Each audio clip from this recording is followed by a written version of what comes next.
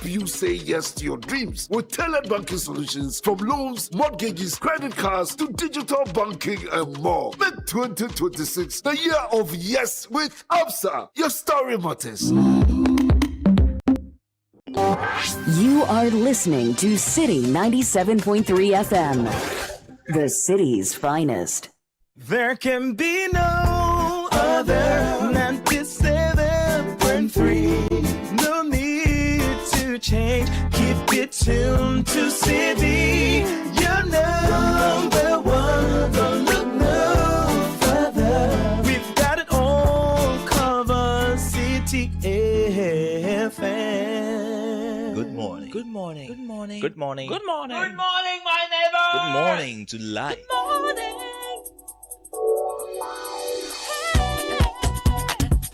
Music, talk, inspiration, in perspective. Express yourself. Good morning, my neighbor. Citi FM, your station. It's a refreshing lifestyle. Citi FM 97.3. Unleashing the power of relevant radio. This is Citi 97.3.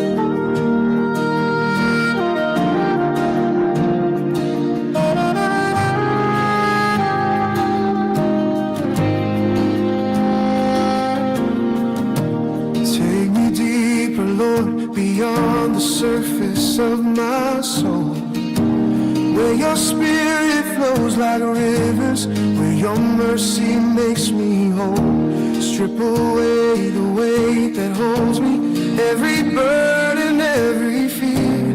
Draw me closer to your presence, let me know that you are near. I surrender all I am. Lay my life into your hands. Take me deeper, Lord. I just wanna go higher in you. Take me deeper, Lord. I just wanna go higher in you. Forgetting all behind me, I'm reaching for the new. This is my cry, oh Lord. Take me higher in you.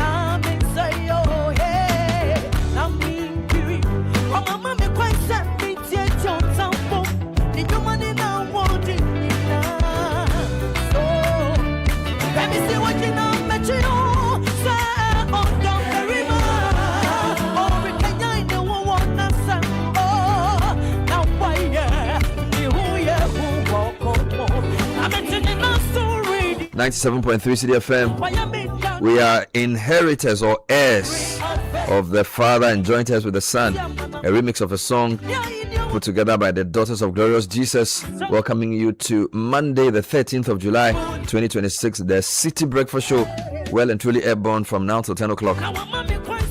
A great way to start your morning, a fantastic platform to bring a nation together in a quest for development. Starting off with Business Sense, brought to you by ABSA.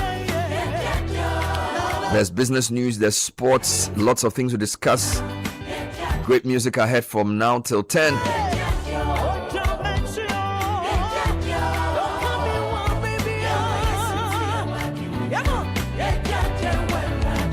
And he is that gift that gives you everything. There's that one thing you find that comes with it, everything. He said, "Who, if God be for us, who can be against us? He who spared not his own son, but freely gave him up for us. How shall he not with him freely give us all things?" So he comes with everything. And there's that one thing you find that brings every other thing you need. What a great platform. What a great testimony. With the Daughters of Glorious Jesus. And of course, ABSA is happy to tell you the Going Green agenda is well and truly on. It's not just about saving the planet, which is good enough. It saves you real money, whether it's solar panels, cutting down your power cost, an EV to reduce what you spend moving around, or other energy efficient equipment that lower the cost of running your home or business. Talk to ABSA about their green finance loan today. They give you what you need to make it happen. Walk into any of our branches, ask about the green finance loan. Shine your eye, avoid being scammed. Your story matters, ABSA.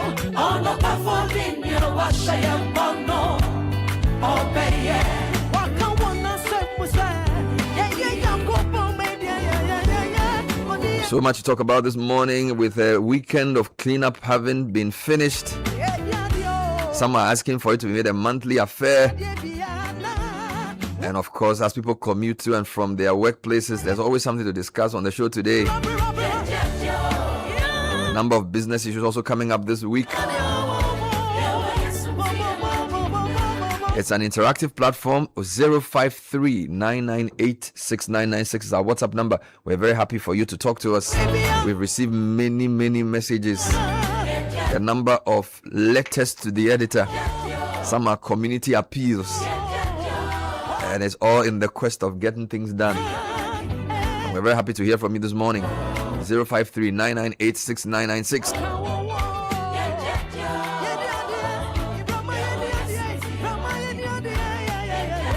And if you're wondering, what do we do with the children now that they're on vacation? Well, for me, at least you have a whole week for them to concentrate on the Literacy Challenge 2026.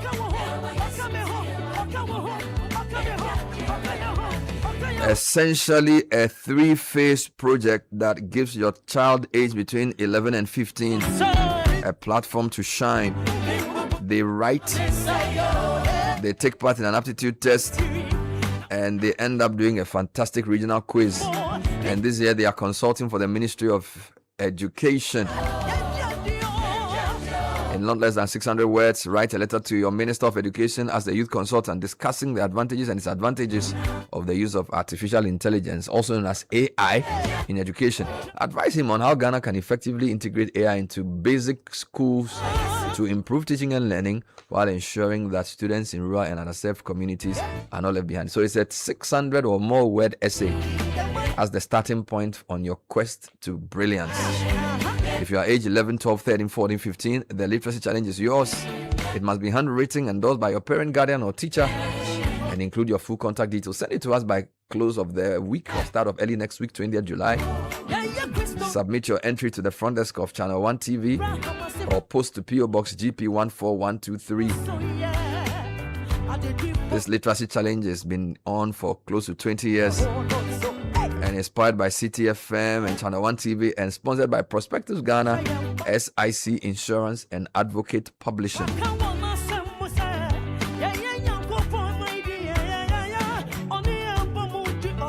So yes, that's one thing to do for those who, some people say they don't know what to do with their children once they are on vacation, because it's like school was a good invention to give parents the chance to work in peace.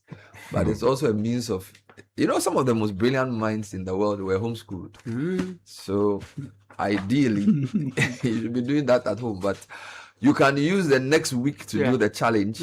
And if they get through to the top 100, they would come in for the aptitude test. After which we have a new format quiz, which will be really exciting indeed.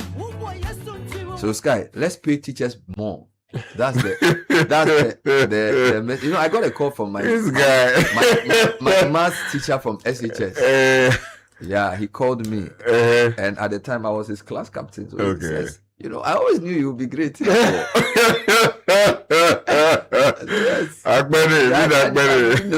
You will not try.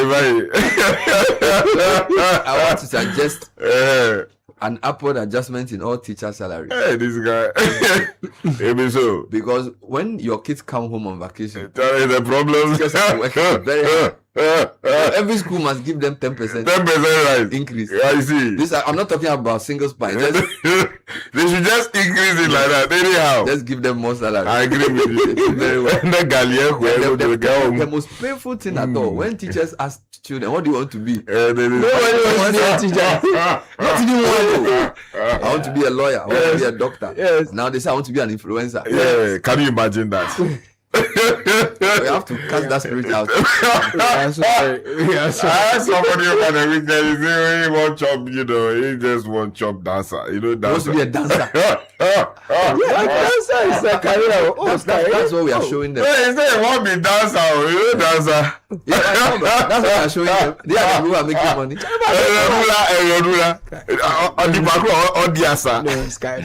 People go to tertiary level to study dance. I'm not saying anything. I'm saying it if I were dreaming to dance. Everybody and what they aspire their children to be. So if you want to be a dancer, it's fine. He doesn't. In the meantime, let me say good morning to Samuel. Today is his birthday.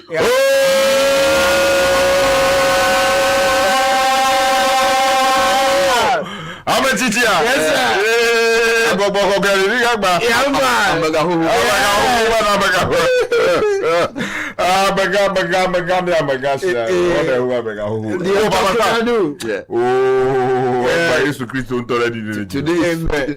Today is free gate.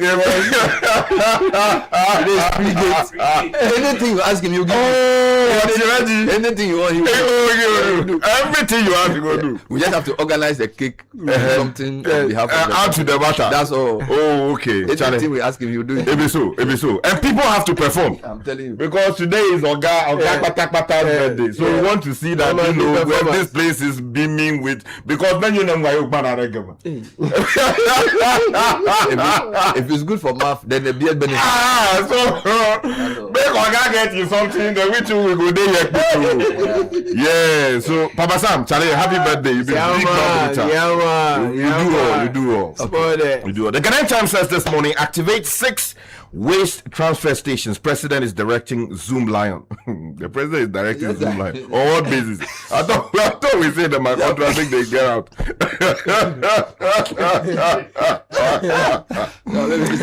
It's a directive with a promise to pay. Ochinazu tomorrow. Also, TJ condemns Obatampa radio attack, issues ultimatum. And then the police, we are told, have destroyed 8-acre Indian hemp farm in the Volta region. Yeah, Daily Guide this morning, gunshot rock NPP polls or Ketechi Afrifa arrested. Ioko picks up Dennis Miracles Abuaje. 2 Nigerians arrested over murder in Tamale and $8 million romance scam. Abu Treka pleads not guilty in the US, and Reverend Wengam addresses Guyana AG Biennial Council. The Herald says this morning, Mahama drawn back into third-term presidential debate. despite his repeated denials. Also on the front page this morning, Imani Boss accuses ex-Azuma owners of bullying EMP, urges lands minister to end dispute. Also, a troubling one we saw over the weekend. Gunfire erupts during anti-Galamsey operation at Chebi, and some other stories on the front page. Daily Gist, the Buakwa South MP demands probe into military shooting at Chebi Zongo. National Security assaults TikToker for linking Mahama to alleged 32 cows buried for victory. And Zoom Lion bounces back with presidential support. Miracles, Abuaji arrested after joining NPP Communications Director race. The Agric Minister says Nkukon Kitinkiti is doing well, and Baumia has congratulated the newly elected MPP constituency execs. The custodian says NDC's Iyoko arrests Miracles. MPP demands his immediate release. I don't know why they are saying NDC's, Iyoko. That's an irresponsible headline. I mean, Mahama, you shouldn't be doing that. It's above you. Or is it beneath Which you? of them Is me beneath you? My good friend Mahama. You shouldn't do that. The editor. Yes, the editor. Also, Miracles goes for MPP Communications Director slot. And then also Edu Boahin trial. Attah Grail's lead investigator. Right, so Ghanaian point here. National Security Coordinator thanks Ghanaians for massive support. Zoom Lion deploys over 200 trucks and personnel for post-flood waste evacuation exercise. Baumia urges unsuccessful aspirants to unite behind newly elected ones. Universities must produce job creators, not just degree holders. This is the Ochihine Osajifo Amwetia of Oripeni. And Dennis Miracles Abuaji declares bid for National Communications Director position. The new publisher says Miracles Abuaji again arrested hours after declaring MPP Com's race. Also, the front page this morning, form your own political party. Anidoho tells third-term hopefuls. And 2 arrested for murder over fraud cash dispute. The News Center, Dr. Baumia urges defeated aspirants to back winners. My conviction defies law and press freedom. This is Dogbe conviction. And then also Miracles to contest NPP Communications Director this year. Banks, SDIs lose 273 million Ghana cedis for fraud between 2022 and 2025. The digital copy of the Daily Gist says Mahama's third-term agenda catches fire as Supreme Court prepares for 3 suits.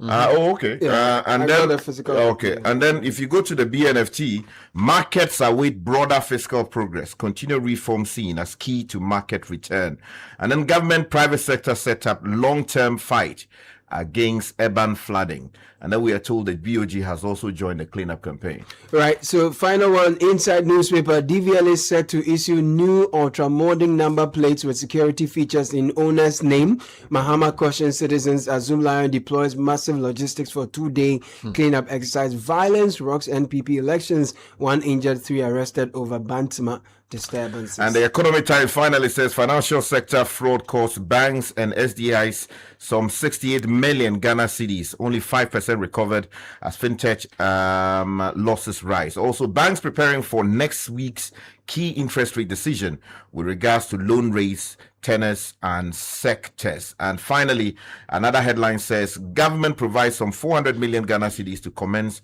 women's bank operations. Let me give you the digital version of the daily graphic. Dealing with flood waste, President activates 6 ideal Zoom Lion stations. So the same story you read this morning. Meanwhile, the road minister is telling contractors to commit adequate resources to sites to meet deadlines. And the 2026 BC candidates will begin SHS selection July 20. So this is the first time they are selecting their schools after the exam. So you know your smoothness level before you choose your school. If you go to citynewsroom.com, MPP to march to Yoko today over Miracles Abuaji's arrest. Meanwhile, we have had enough. Commuters demand urgent repairs to SCC Old Barrier Road. I want the road minister to take that very seriously. Middle East tensions keep Ghana's fuel market on edge, according to COMAC. Meanwhile, Edem Senanu says lack of integrity undermines Africa's anti-corruption fight. In other headlines, no more shoe and belt removal at checkpoints. GACL. That's when in you the and so when your trouser is tight, move the belt then. Meanwhile, the Ochihini has joined the debate. Universities must produce job creators, not just degree holders. If you go to Channel 1 News Online, MPP's Miracles Abuaji's arrest is political harassment, according to the party. Cleanup exercise. Agona West finds non-compliant shop owners 500 CDs. Meanwhile, NADMO has secured over 2,000 relief items for flood victims in the Volta region. Beautiful. 4 fire tenders battle blaze at Accor Warehouse in Tama Committee 26. That was over the weekend. And then Channel 1's Victoria Adugbe named jury member of the Black Star International Film Festival. Ooh, that's a good one indeed. Beautiful. Let me just take you to 2 other places quickly. The High Street Journal has 2 stories. When food aid goes foreign despite local stocks, imported rice dominates relief items as local rice stays in silos. And then Ghana's used car boom puts local auto industry at crossroads. A good one to have highlighted. Now, the global news from Reuters, from BBC, from Bloomberg is one thing. The Middle East is still not seeing peace. US and Iran trade fresh strikes, dispute whether Hormuz is open or not, because indeed Iran says it has closed the Strait of Hormuz. US says the strait is open. Meanwhile, oil jumps 4% as new military strikes threaten Hormuz shipments. Reuters is reporting that Iran has escalated attacks across the Gulf as more US strikes.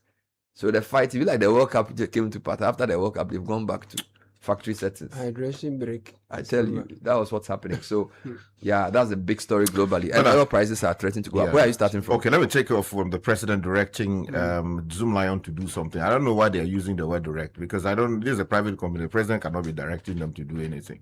Page 12 of the newspaper says that it's by Julius Yaopetechi. President John the graphic says president activates 6 Zoom Lion. So let me use that one. President Mahama, actually, you're using the same one, has directed the immediate operationalization of 6 waste transfer stations, which were built and managed by Zoom Lion Ghana to accelerate refuse evacuation. I don't know if they are fully owned by the company though, and strengthen waste management systems in the Greater Accra region following the recent flood. The stations were built about 9 years ago, but have remained idle, forcing waste collectors to travel to distant disposal sites. We discussed this last week, almost 20 kilometers sometimes to dispose of refuse. Addressing residents at Alajo, the president basically says Zoom Lion should activate the waste transfer stations to help manage filth. I think that's a big story. Okay. No, let me just do some here. The road minister has also urged contractors to commit adequate resources to sites to meet deadlines.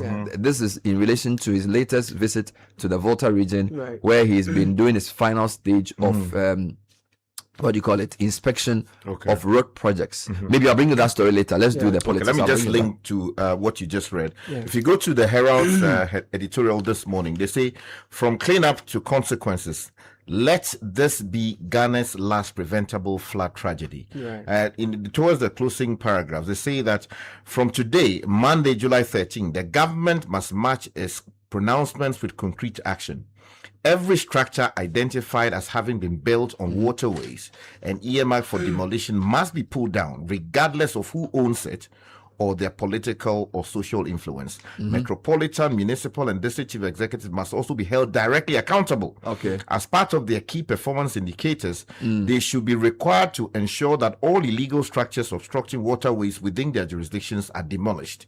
Any MMDC who fails to enforce the law and whose area experiences preventable flood next year should not only be dismissed but also surcharged for negligence. All right. Now, the Ghanaian Point has page 3. National Security Coordinator appreciating Ghanaians for the massive support during the post-flood cleanup exercise. There are some concerns that some of the distributed materials are still on the shoulders of the drains, and also calls have intensified for that to be cleared.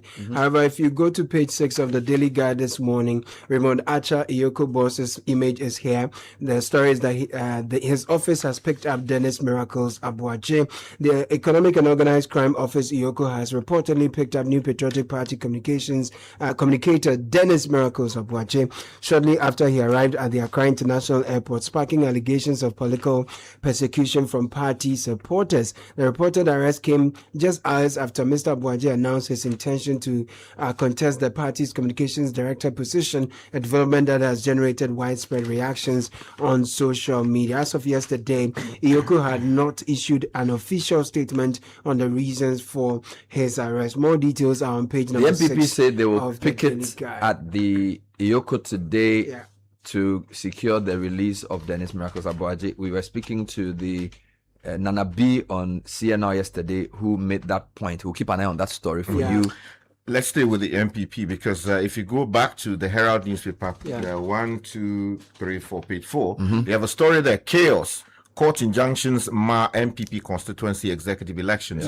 2 paragraphs from that story. Violence, court injunctions, and internal disputes disrupted the New Patriotic Party constituency executive elections in parts of the country on Saturday, leaving 1 person injured, 3 persons arrested, and several constituency polls either suspended or postponed. Now, the most dramatic incident occurred in the Bantama constituency in the Ashanti region, where chaos erupted after a group of unidentified men allegedly invaded the election venue and disrupted the vote. In fact, gunshots rang out at the New Patriotic Party's constituency executive election at Riamuasi in the Fija Sechere East constituency of the Ashanti region yesterday, as police arrested media personality Oketechi Mensah following clashes over a reported court injunction. The unrest erupted at the polling center after Oketechi, who hails from the constituency, reportedly arrived with some supporters to serve what was described as a court injunction seeking to halt the election process. Eyewitnesses said armed police officers prevented him from entering the polling station, triggering a confrontation between security personnel and some of his supporters. So he's seen in a handcuff here. We are told some of his supporters were picked up as well. But before I go to the Akukon Kitikiti story in the Ghanaian Times, quickly about gunfire. If you go back to page 4 of the Herald newspaper, gunfire erupts during anti-Galamsey Operation Achebi. Now, 2 paragraphs of the story they say that 1 person has reportedly been shot in the leg during a confrontation between a joint military and police team and a group of suspected illegal miners at Achebi in the Ebuakwa South municipality of the Eastern region. Now, the security personnel are believed to be attached to the National Anti-Galamsey Mining Secretariat, which is the NIMOS. You want details of that story, grab a copy of the Herald. But going back to the Ghanaian Times now, Kukon Kitikiting is still in the news. Page 12 of the paper has a story by Bernard Bengam. Says the Chief Executive Officer of the Greater Accra Poultry Farmers Association, Ali Mohammed, has attributed the challenges facing the government flagship Nkukon Kitinkiti program to poor planning and lack of technical training for beneficiaries. Now, he said, although the initiative was well-intentioned and aimed at boosting local poultry production, and reducing reliance on imported chicken, its implementation failed to provide the essential technical support needed for success. He was speaking in an interview with the Ghanaian Times. Right. But there's a story here.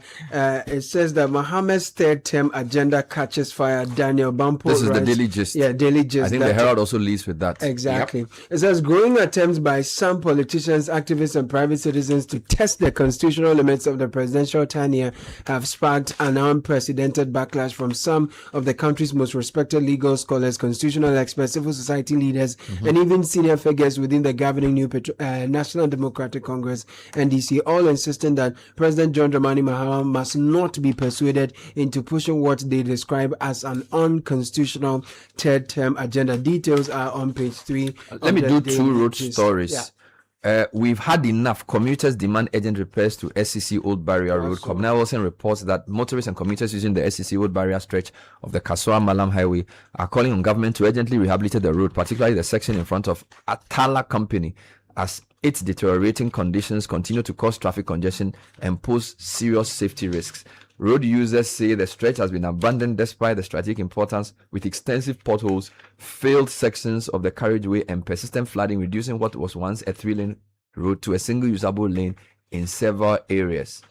Now, the situation has been exacerbated by wastewater flowing onto the road from the Botiano and Red Top communities after a major drainage channel in front of Noble House became clogged with silt.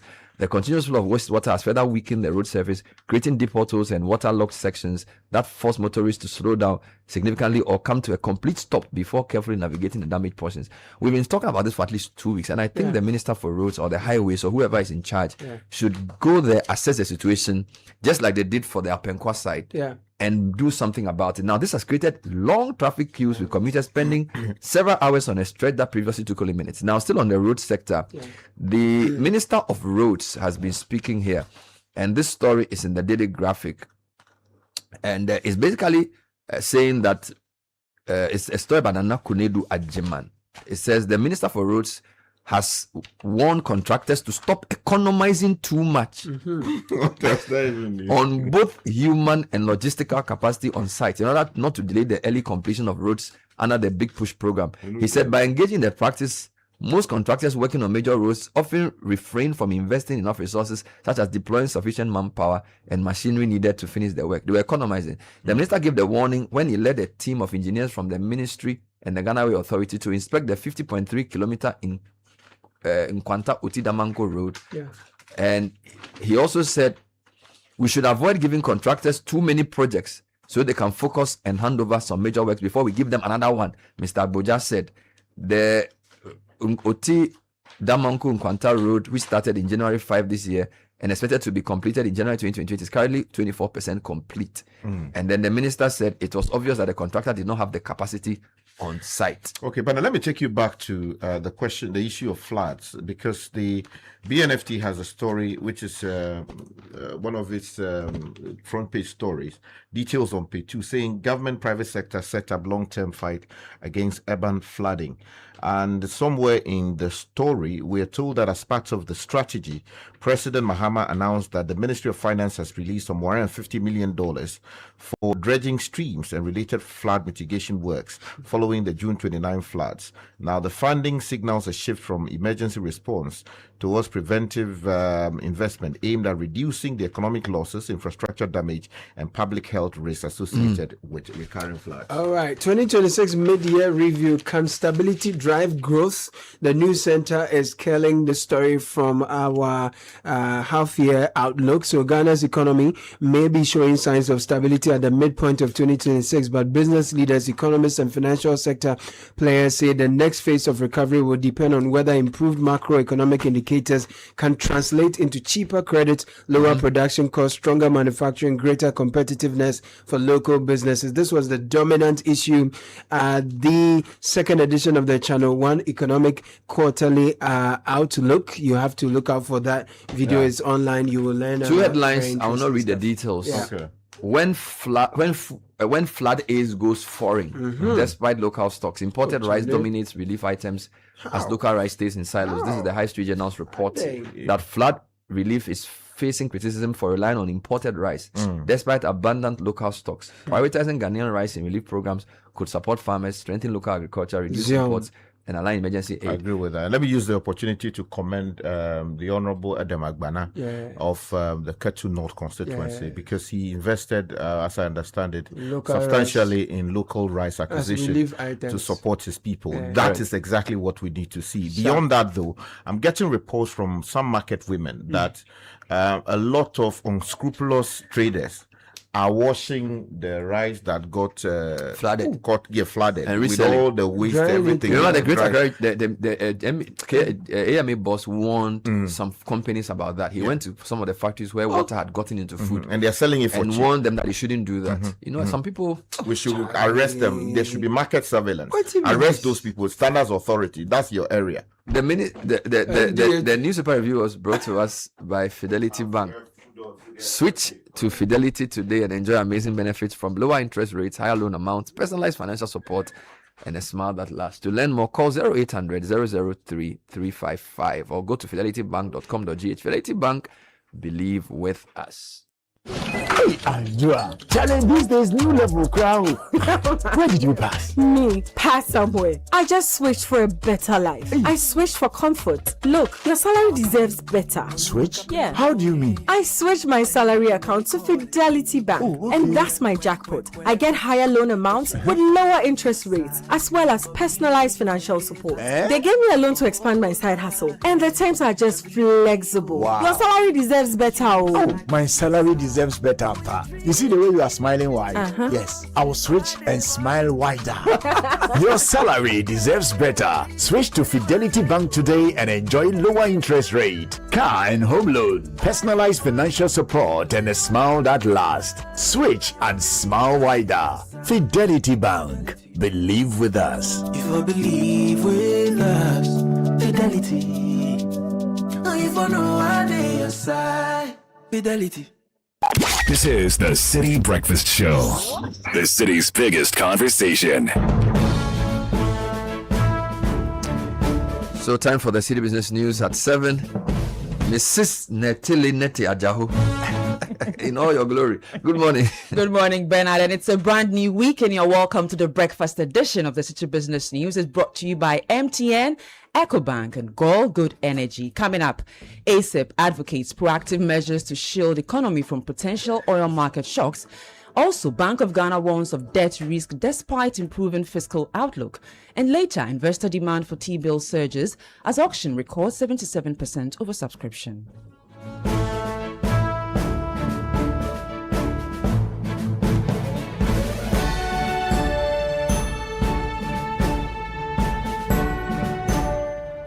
Let's settle for the details now. The Africa Center for Energy Policy, ASEP, is urging government to strengthen Ghana's strategic petroleum reserves to protect the economy from potential supply shocks arising from escalating tensions in the Middle East. The policy think tank cautions that prolonged disruptions to global oil markets could erode recent progress in lowering inflation and trigger higher fuel prices if the conflict persists. Policy lead for petroleum and conventional energy at ASEP, Kojo Yaucha, made the call in an interview with City Business News, noting that the ongoing tensions between the US and Iran continue to heighten concerns over crude oil supplies through the Strait of Hormuz. You would think that given the uncertainty surrounding the strikes and all of those things, the conversations with the US and Iran, it doesn't look like something that is going to be resolved anytime soon. So from the first episode, the expectation is that countries, net importers, will start putting in measures that allows them to smoothen consumption during the peak periods where escalations come in and then prices also increase. So you would expect that we build within the silent periods, if I will call it, we build strategic reserves, right? That allows us to stabilize consumption for price to stabilize over time, because in our case it affects inflation and everything. We've had inflation at an all-time low, around 3%. You don't want exogenous factors that would shock the system to cause the stability and the inflation that we've been enjoying for the time to shoot up. Kojo Yaucha is policy lead for petroleum and conventional energy at ASEP. Meanwhile, the Chamber of Oil Marketing Companies has expressed concern that the renewed tensions could trigger panic buying of fuel in the country. Dr. Rivers Nopon is the CEO of the Chamber. Yeah, I mean, we've observed panic buy, but it is not anything to worry about. We still have stocks in the country, but obviously since prices are going to go up, we've seen some BDCs also increasing their price already. In the midst of it, which I always say is very wrong to do that, because we believe that we are selling product that has been brought in for a while, and that we want to sell that. The panic buy will not cause any harm to the consumer, but probably to protect the revenues of the OMCs. Dr. Rivers Nopon is the CEO of the Chamber of Oil Marketing Companies. Now, the Bank of Ghana has warned that the country's remaining external debt restructuring negotiations could create short-term external payment pressures with possible implications for the city and future debt servicing obligations. Here's more.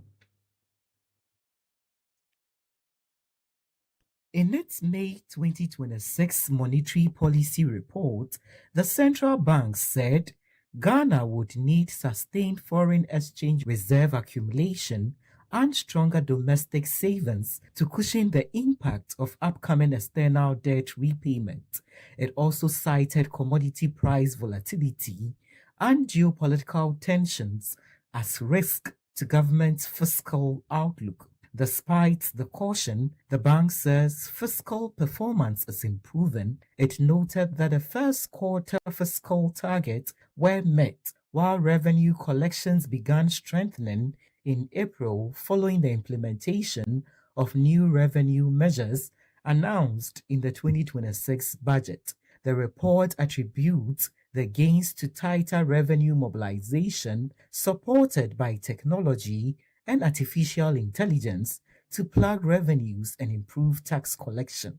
Meanwhile, Finance Minister Dr. Cassel Atofforsen says government has built sufficient financial buffers to meet major debt repayments due this year and next year. insisting Ghana remains on track to honor all its debt obligations without default. Emmanuel upon with that business desk report. Now, investor appetites for treasury bills strengthened sharply on the primary market last week, with the latest auction attracting bids nearly double the government's fundraising target. According to results released by the BOG, investors submitted a total of 10 billion Ghana cedis in bids across the 91-day, 182 and 364-day tenors against a target of 5.67 billion Ghana cedis. This represents an oversubscription of 77%, underscoring strong demand for short-term government securities. The Treasury accepted 7.38 billion Ghana cedis of the bids received, exceeding its financing target by 1.71 billion Ghana cedis, as it took up a larger share of investor demand. The 364-day Treasury bill continued to dominate investor interest, attracting 5.65 billion Ghana cedis in bids. Of that amount, government accepted 4.53 billion Ghana cedis, accounting for the largest share of the funds raised. The benchmark 91-day bill recorded bids worth 2.98 billion Ghana cedis, with 1.8 billion accepted. Meanwhile, investors tendered 1.4 billion Ghana cedis for the 182-day bill, of which the Treasury accepted 1.1 billion Ghana cedis. Yields were mixed across the curve. The yield on the 91-day bill eased marginally by 1 basis point to 5.86% from 5.87% in the previous auction, while the 182-day bill remained unchanged at 7.79%. The 364-day bill, however, increased 7 basis points to 12.99% from 12.92%, reflecting sustained investor demand for higher returns on longer-dated government securities. The latest auction marks a sharp improvement from the previous sale, when investors submitted 4.16 billion Ghana cedis in bids. The surge in subscriptions points to renewed investor confidence in government securities despite elevated interest rates. Looking ahead, the government plans to raise 7.36 billion Ghana cedis in the next auction.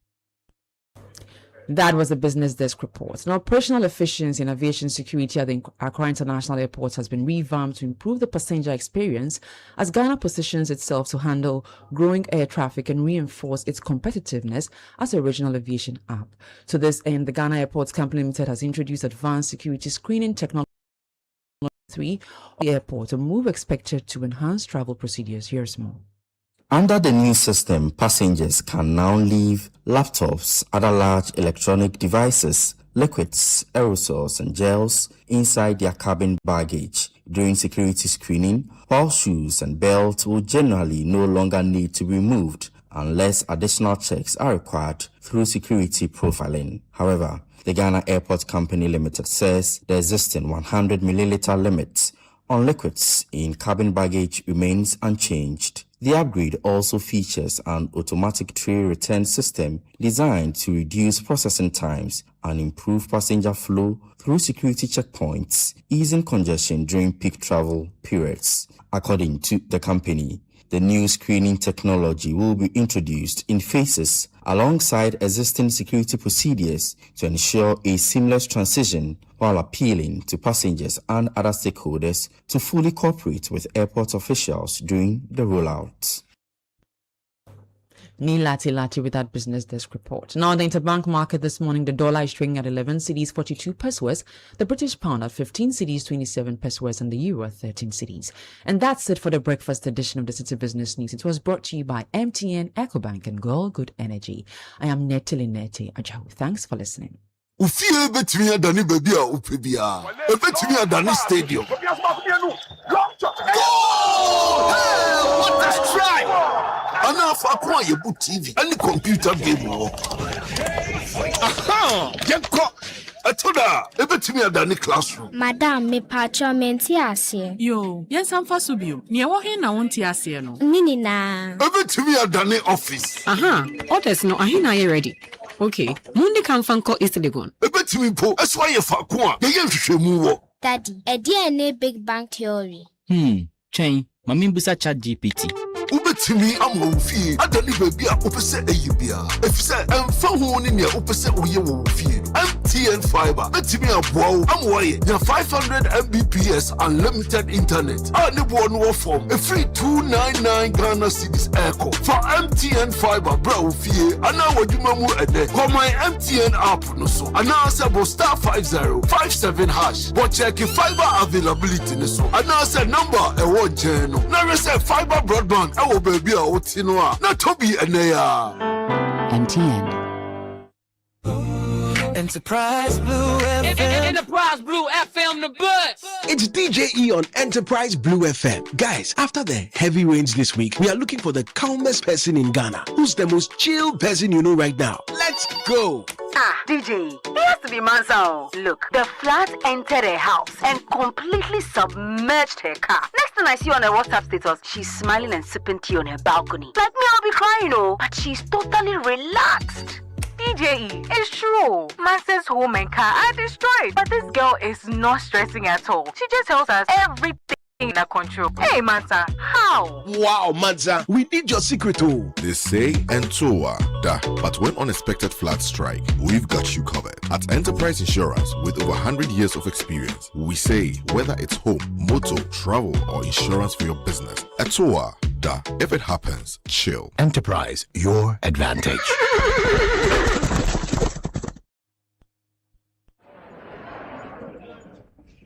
Your attention, please.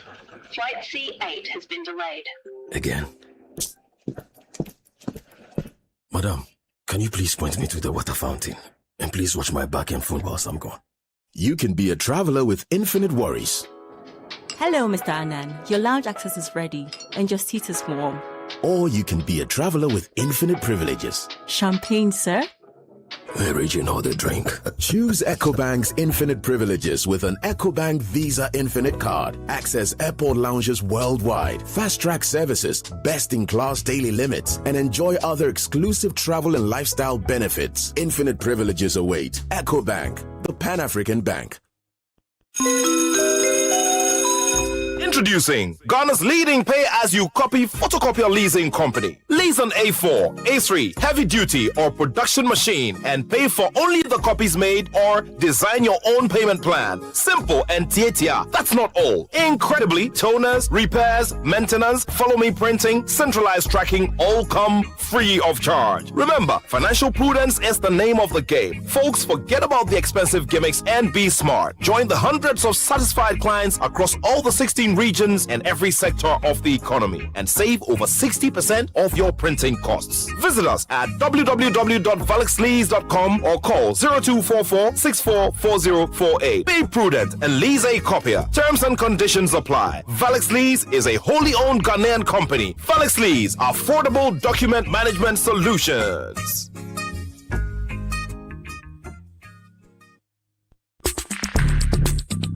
Join the conversation on the City Breakfast Show on Facebook at facebook.com/City97.3, Twitter at twitter.com/City973, and Instagram at instagram.com/City973 with the hashtag CityCBS.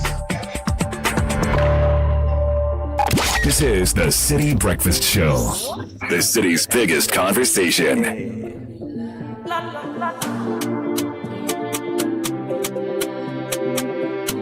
17 after 14 after 7.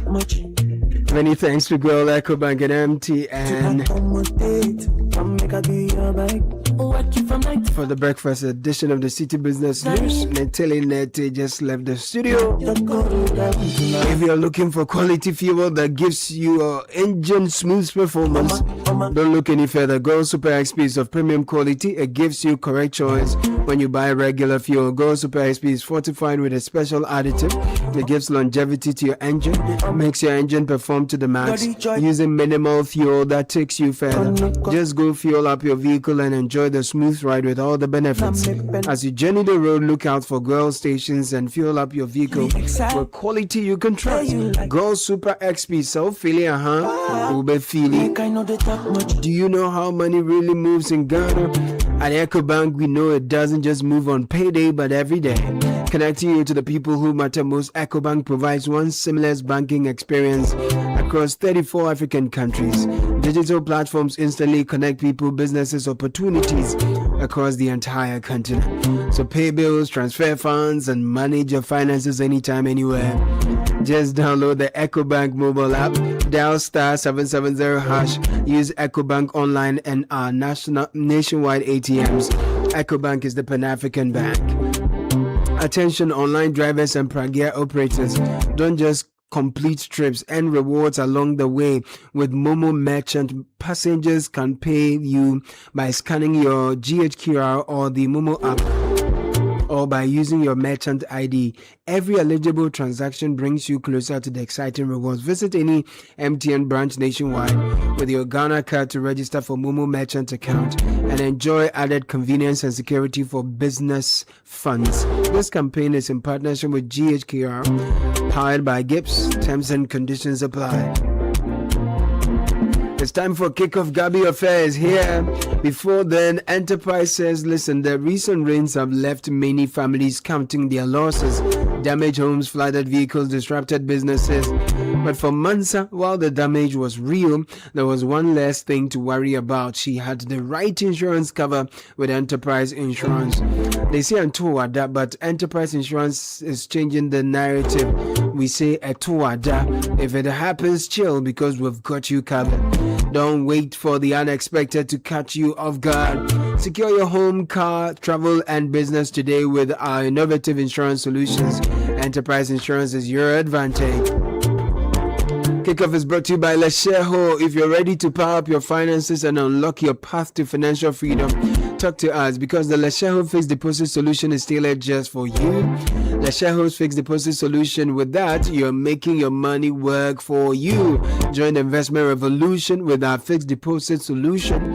Take charge of your financial future. Call 0302 208 333. Lesheho, let's improve life. It's time for Kickoff, friends. Gabi Affairs in the studio. Yeah. I heard you all have fun on Friday on Panorama. Yeah. So on Friday was a double dose of football talk. We had the semi-final game between England and Norway live on radio. Correct. And then we had Panorama streaming live on Citi Sports and Citi FM. Yeah, but it was fun. Yeah. It was fun. We were looking into very topical issues. Top of the list was the Carlos Queiroz future, and then also the teams to progress to the Final Four. And I think now we have our Final Four. We have our Final Four, right? So, was it as predicted? Yeah, as predicted. And the people, I mean, the bookers are happy because for the first time in the FIFA World Cup history, we have the top 4 teams in the latest FIFA rankings all making the Final Four. It's the first time you're having that. And also, it's also the third time in the history of the competition that 3 out of the 4 teams that have made it to the semifinals are all former winners. Oh, right. Yeah, so France having won it in 2018, England winning it in 1966, Argentina defending champions, and then Spain won it in 2010. The only exception with these 4 teams is that England are the only team to have not won it in the 20th century. Okay. Yeah. So they are hungry for glory. Exactly, they are hungry for glory. The last 2 editions, time they won, Queen Elizabeth was the the last 2 editions they did. In 2018, they finished 4th. Right. And then in 2022, they reached the quarterfinal stage. Wow. And then in 2026, they are in the semifinal. So they say it's coming home after kicking out the Vikings of Norway. Yeah. We'll see how it plays out. That game was also quite a good one. It was a good game. And look, the Norwegians would have their heads held high. I mean, at the tournament, nobody predicted that they would get to this stage. They've done well. They made history, the first time reaching a quarterfinal of a major tournament, whether it's the FIFA World Cup or it's the Euros, led by the Viking demigod, I call him. Erling Braut Haaland. So how many goals? I think he did about 7 goals. Yeah. Yes, on the tournament. Norway will be back in 2030. And I think that the world should be looking out for this Norwegian team. I thought that, and in fact, it's a question I asked my colleagues on the decks, that I thought this tournament had come too early for this crop of players. Right. Because I thought that if you take out Haaland, Odegaard, Soloth, and maybe Antonio Nusa, the rest of the players were more average players, but they came into the tournament and they were very unassuming. Yeah. You didn't really know what kind of Norwegian team would show up, Right. and I think they proved the world wrong. That Now they have more experience than exactly, yeah. So it was a good outing for better Norway. equipped for the next. Exactly, yeah. Looking forward to that. So we have our final four, Amazing. and it starts tomorrow. Great. Yeah. Which team is playing first amongst the France will be taking on Spain. semi-finalists? Yeah. So France and Spain. Yeah, France and Spain in the first. That's a tough one. Yeah, that's a very tough game. The defending champions up against 2010 champions.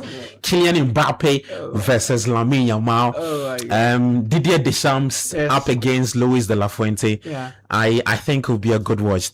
Two managers who are tactically astute. Two managers who've been here before. Two managers who have the know-how when it comes to winning the tournament. And so it's nothing new for them at this stage of the tournament. France, Deschamps is stepping down after this World Cup campaign. Correct. And I'm sure he would want to leave on a high by winning it for the first, for the second time with this French team, having won it in 2018. So I think they are highly motivated. And on top of that, Kylian Mbappe says It's something. the first time he's doing this as captain. No, if he wins this, it'll be the first time he'd have won as captain. Yes. So it's the first time he's captaining the national team, basically. Yeah. So and then to add to that, at the press conference, he said something I really like a lot, that he wasn't too focused about the number of goals he scores at the tournament, Right. but to take this team to that final and win it. That was his. Then the ultimate goals goal. can be a secondary conversation, and I think that's what he's doing. So far, he is tied with Lionel Messi 8-8 Correct. when it comes to the goal scoring chart. So which of the host nations will have the first semi-final game? That should be in Atlanta, Right. I believe. Let me just double check for you. Should be in. Okay, yeah. So that's Dallas. Dallas Stadium. It's the Argentina. England game that would be in Atlanta. Nice. Yeah, so that game is later tomorrow, 7 p.m. Nice. And it should be a good game. Okay. So which of the nations are you tipping will progress to the finals? That's my final question for you.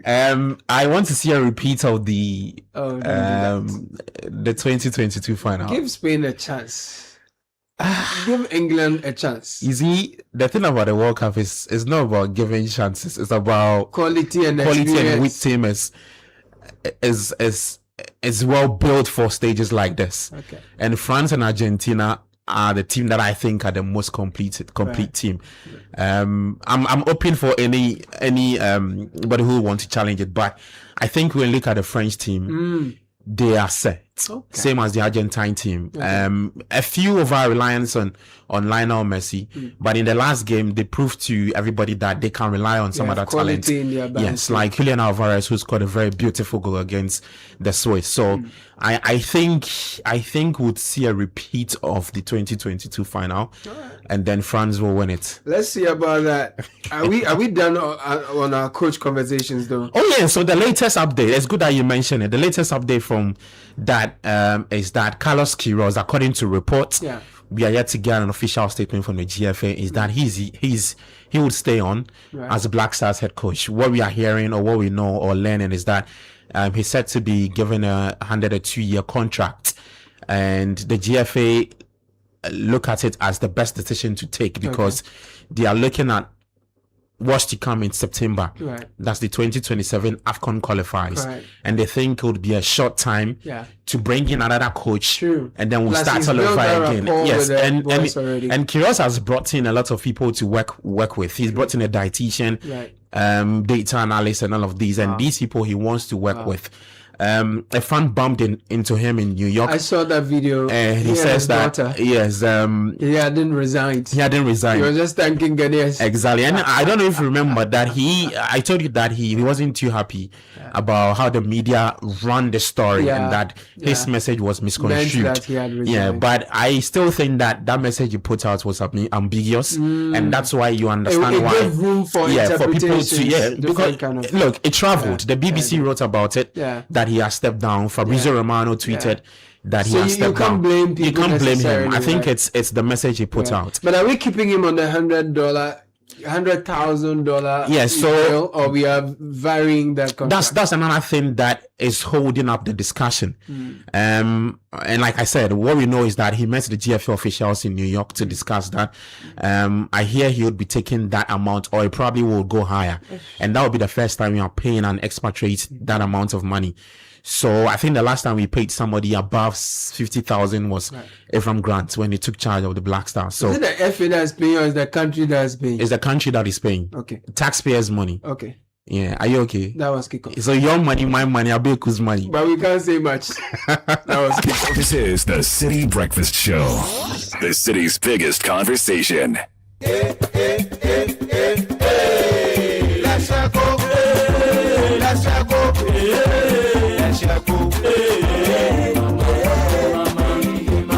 If you need unique services, innovative financial solutions, we deliver on our promise, cause we are number one. Let's go, we improve your life. Let's go.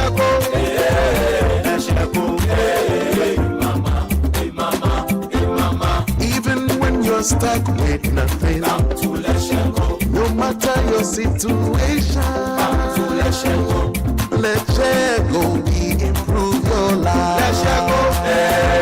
Let's go, let's go, let's go, hey mama, hey mama, hey mama. Let's go, we improve your life. Hey, Kwame, why are you inspecting the cables like you suspect something? Hey, Kofi, these days, the market's hard, oh. Substandard cables everywhere. Last week, someone nearly burned somebody's house. Hey, that's why me, if it no be Nexon's cable metal low smoke anti-counterfeit cable, I know they touch them. What did they do different? My brother, if fire catch, some cables go smoke till you know fit see front. But with Nexon's cable metal low smoke anti-counterfeit cable, the smoke reduce well. People fear escape. It is save lives. Plus, it dey reduce the release of toxic gases. And you fit verify say it be the authentic cable by just scanning the cable with the Nexons app, even if them use the cable wire safe. So it be like choosing safety first, eh? Exactly. Authentic, quality, original. Nexon's cable metal no dey disappoint. All cables no be the same, oh. Don't just chase price. Go for proven quality product, proudly made in Ghana. Nexon's cable metal low smoke cable. This is the future of cabling in Ghana. Electricity no get leg. It be Nexon's cable metal cable they carry up. Charlie, the contract is here, but my pocket flat like a football with no air. Don't stress. That is why DCI Microfinance is here for you. DCI? What magic can they do? No magic, just real solutions. With your contract and LPO financing, you can deliver on time. And when you're waiting on payment, their invoice and certificate discounting puts cash in your hands quickly. Their loans are fast, simple, and reliable. So no more borrowing for my father-in-law? Now, that's a blessing. Exactly. Call them now on 0577 669346. DCI Microfinance. Miles beyond the extra. Okay, my hungry boy. What are we trying today? Looks like we've got a pack of Cerelac rice. He's licking his lips. Nestle Cerelac offers delicious new flavors. Just one serving helps your little one to discover the world of taste and texture. Find Nestle Cerelac in wheat, rice, fruits, and maize for your baby's taste adventures that help them grow. Cerelac, care for them. Count on us. This advert is FDA approved. Careful, Charlie. Turn up small, make it pass the door. Yes, like that. Yo, my guy, what happened? Hey, you get new TV.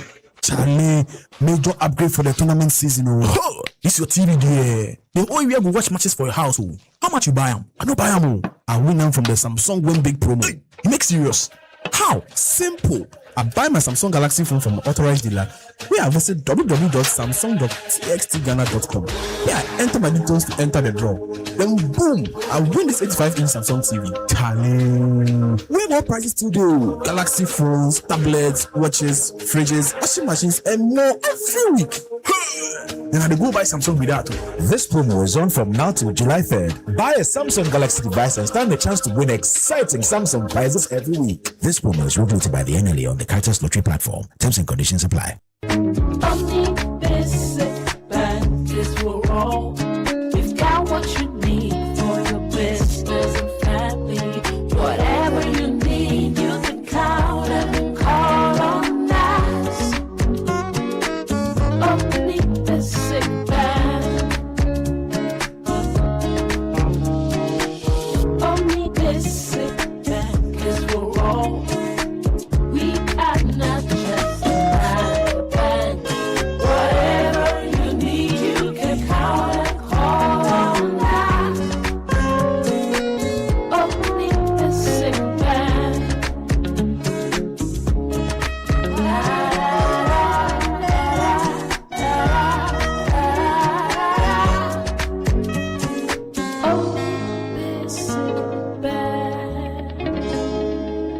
just another bank.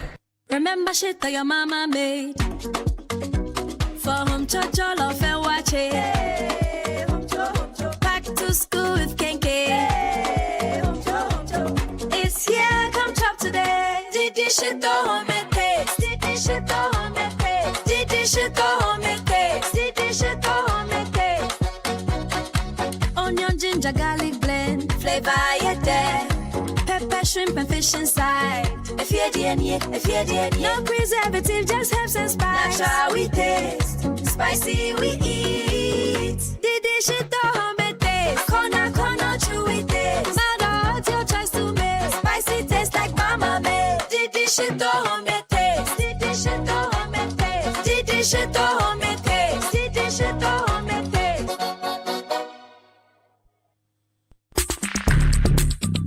Join the conversation on the City Breakfast Show on Facebook at facebook.com/City97.3, Twitter at twitter.com/City973, and Instagram at instagram.com/City973 with the hashtag CityCBS.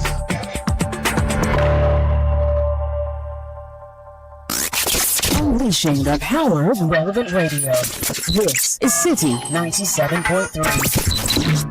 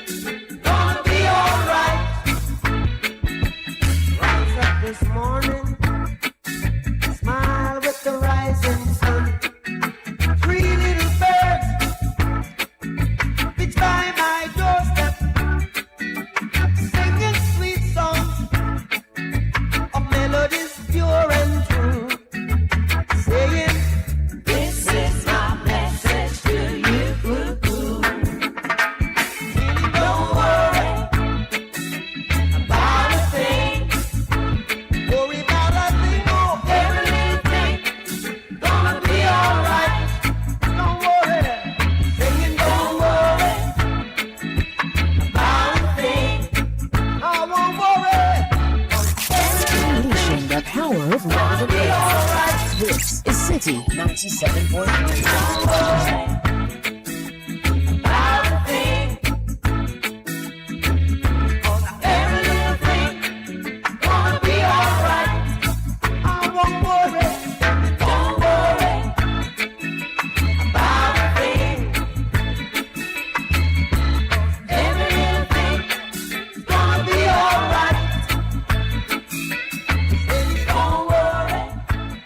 Yes, indeed.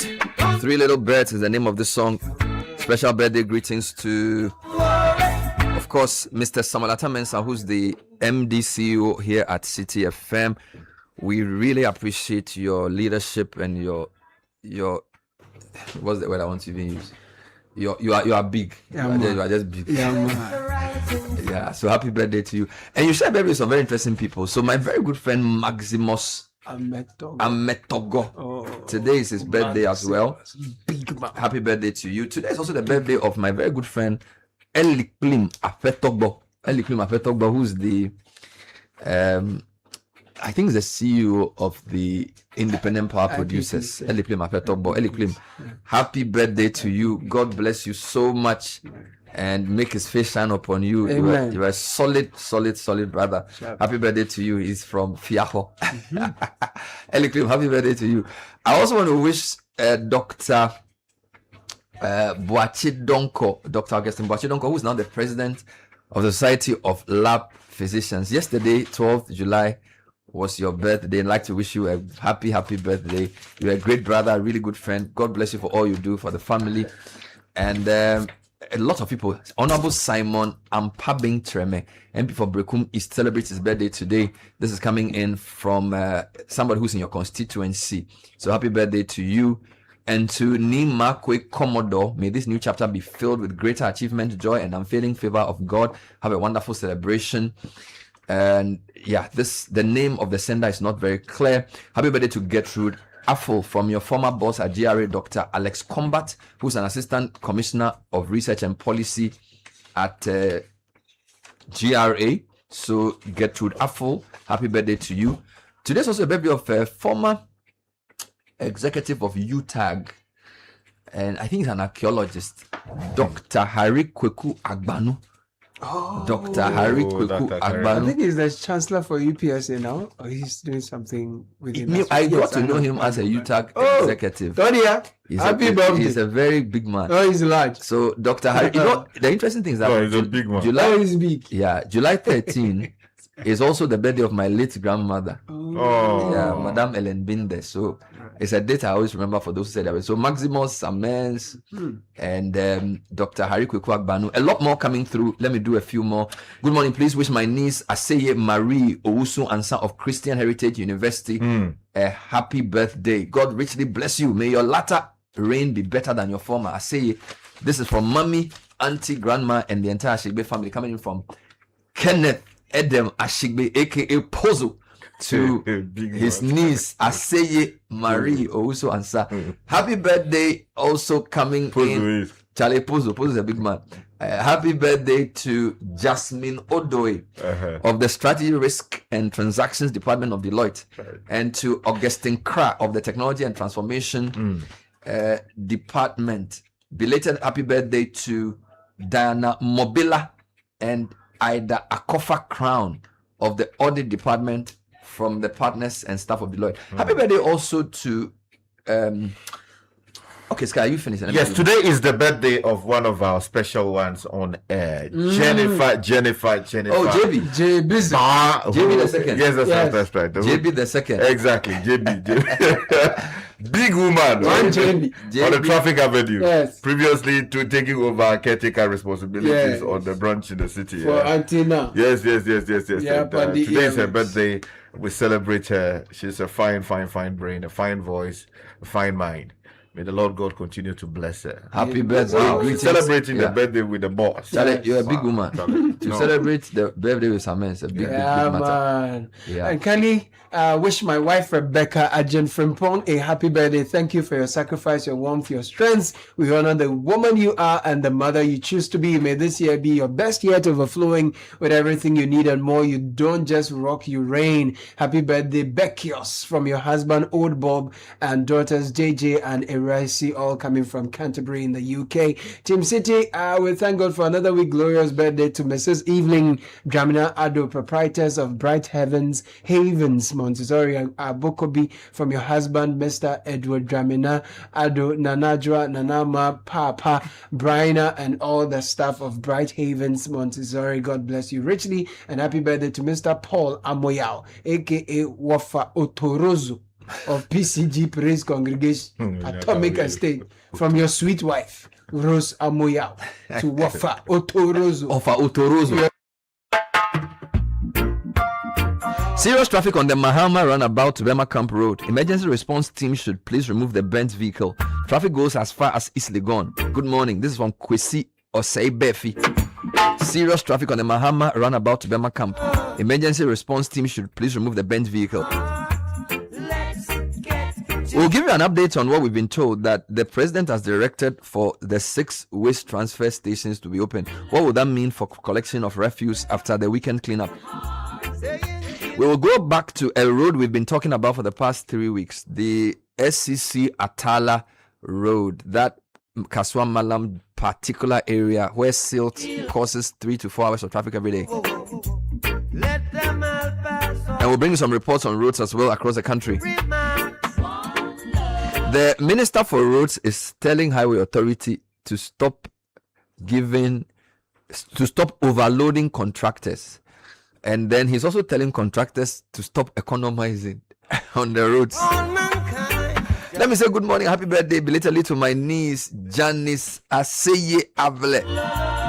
Janice Aseye, yesterday was your birthday. You attend, what's the school, Seth? Oh, the primary school in Adenta. Oh my God. This is your uncle. Victory Presby. Victory Presby. That's your school. That's actually my school. But you know, there's some rough road. You know, usually when I go to Frafraha areas and I'm coming back to town, I want to avoid the traffic at barrier. So I use some lungus at, there's this junction called Rui. And so usually I would have gone straight to the St. John Catholic Church, but that road has become some way. So now it's terrible now. So these days I want to use the Victory Presby, but the Victory Presby to the side road, you know, the one that takes to barrier house, it's so bad. It's just bad. You know, it's so bad. You know that area. I used to do business there. You know, I used to sell books in that area. So maybe maybe we have to call the attention of the MC, Madam MC, and the Assembly, because the Rowley Road is the court complex, the Adenta court complex. Yes. Okay, so you have lawyers, judges driving into the road. Is horrible. And then when you do the branch on your right, that leads you towards Victory Presby, you're talking about that's even worse. Charlie, that's even worse. I went for a funeral at OUB last Saturday. Okay. So when I was coming back, Google's me, I said I want to pass road. Google said no, don't pass road. He said I should go straight small. That there's some left turn before I get to barrier. So me too. I said Google should get out. I followed. When I got to the left turn, apparently they were doing the gutter. So after road, you go like maybe another 1 kilometer. The left turn, they were doing some gutter, so they just blocked the road and they didn't tell us. And Google didn't know. I said, Google, why didn't you tell me this? So I had to now decide whether I should stay in that 30-minute traffic to house to barrier or to turn back and use Rowie. Just say all kinds of problems. Anyway, so Janice Aseye Avle, yesterday was your birthday. Happy birthday from myself, from your cousins, from your dad, your mom. Very creative, Charlie. This lady can do, knitting and crochet. Is it crocheting or Charlie? She can do a whole thing for you. She's only 10. I say it's 11 or 12. I think it's 12. I say happy birthday to you, child. You're a big woman. Tell your father to buy a cake for you. The uncle will pay. All right. So we have a few things to do. We're going to give you a quick update on waste management. Yeah. There's a major traffic conversation to be had. I just want to tell listeners who've been sending us messages about local issues that we're going to deal with it before the week ends. Sharp. Yeah, I've heard all of you. I've heard one from Community 20. Afenya Mataheko, some places like that. Yeah, but there are a couple of issues have come up. We'll deal with all those issues. Guys, you want to say something? Yeah, just since we're going to do the garbage, an ardent listener of this station allegedly suffered serious beatings in the Samsam area. Who? Samsam. By who? The name is Gossen Tinge. He was brutalized allegedly by military personnel. For what? For over the garbage collection, the sweeping of the city, and all of that. It's for what? Why they beat? Why? They said that he had not taken part in the exercise that was called by the government to remove garbage in the city. Bernard. And so the answer is to beat him. Yes. Meanwhile, the man had allegedly. Yes. Meanwhile, the man had taken part with his students in this particular exercise that we're talking about. Now, it was not the only complaint that I have received from people who said that they had been brutalized by security people or persons from the DC's offices and all of that. I think it's completely unacceptable. There's one Mr. Harrison too, who was beaten allegedly by personnel of the Eastern Naval Command around the Pram area. Is that different from this? No, it's different from this. This happened in the Samsam area, not far from Kutunse. I am raising this matter because people who are in position of authority have got to realize that they don't act just on their own. Their positions are creations of law, and they are required to act in line with the requirement of law. If you have any reason to believe that a particular person is defying a directive from the DC, the president, or whoever, the right approach is not to subject him to beatings, brutalization, embarrassment, attacks of the kind that have been alleged in the name of enforcing a directive. There are institutions of state responsible for investigating these matters. When they finish the investigations and there's need for prosecution, that can be done. Yeah. But to, as we are told, subject the gentleman to the kind of beating that we have been told is completely unacceptable. And I am appealing to the Ghana Armed Forces and the relevant investigative institutions, including the Ghana Police Service, to look into this matter. Yeah. And to hold the people who allegedly took part in this brutalization of the young man, the teacher, responsible. Yeah. Godfred, I'm sending the voice, his own narration of what happened to you, to him, so that you can look into it and we can deal with it. And a similar thing happened around Community 25, one Harrison Ayim. He was driving. He had engaged in the cleanup exercise earlier, but he says while driving, the Eastern Naval Command, a bus with that inscription, Eastern Naval Command stopped him. Officers asked him questions. Why is he not, part of the exercise? They just started assaulting him. Where did they instruct that when people don't do cleanup, they should be beaten? I don't get it, brother. I don't know why some busybody officers just take the law into their own hands. It's because they are not punished. That's why they keep doing it. it. When we close from here, and I was heading, back to the, back into town. I was trying to drive around to see how the exercise was going and to see where I could also do a few things. When I got to, after the Tesano police station traffic light, there were about 10, 20 or so vehicles. People. Where were they going at? They are going to inspect how the exercise was going. MC or DC or whatever it is, with like 20 cars. To go and do inspection. People were holding on to the vehicle. They also be clean or inspecting. Yeah, can you imagine? And entering banks, like endangering people's lives because you are either going to inspect or to symbolically take part in that. I mean, the things that they shock you. The thing they shock me, like a lot of people's lives were endangered by what they were doing on the road with our V8 vehicles. Just because you were either going to take part symbolically or to direct how things should be done. They got to the Alajo junction there where the big drain is and blocked the entire road. Because they are doing inspection. Whatever it meant. Look. People don't know how to use power. Let's listen to what the gentleman said. Gotson thinking. Okay, let's hear him out. No, evidence which is because of Sika now Kitanity. So, because no matter what you do, and no more so I say was the mono. So, okay. If I move the crowd, one for another, one Casapan and I make us say, I was a reporting. And then I make I know I know what the Virginia so I can say, which is the meanwhile, one cheese can all be also. I don't know what the best say as someone. Me, our hormono.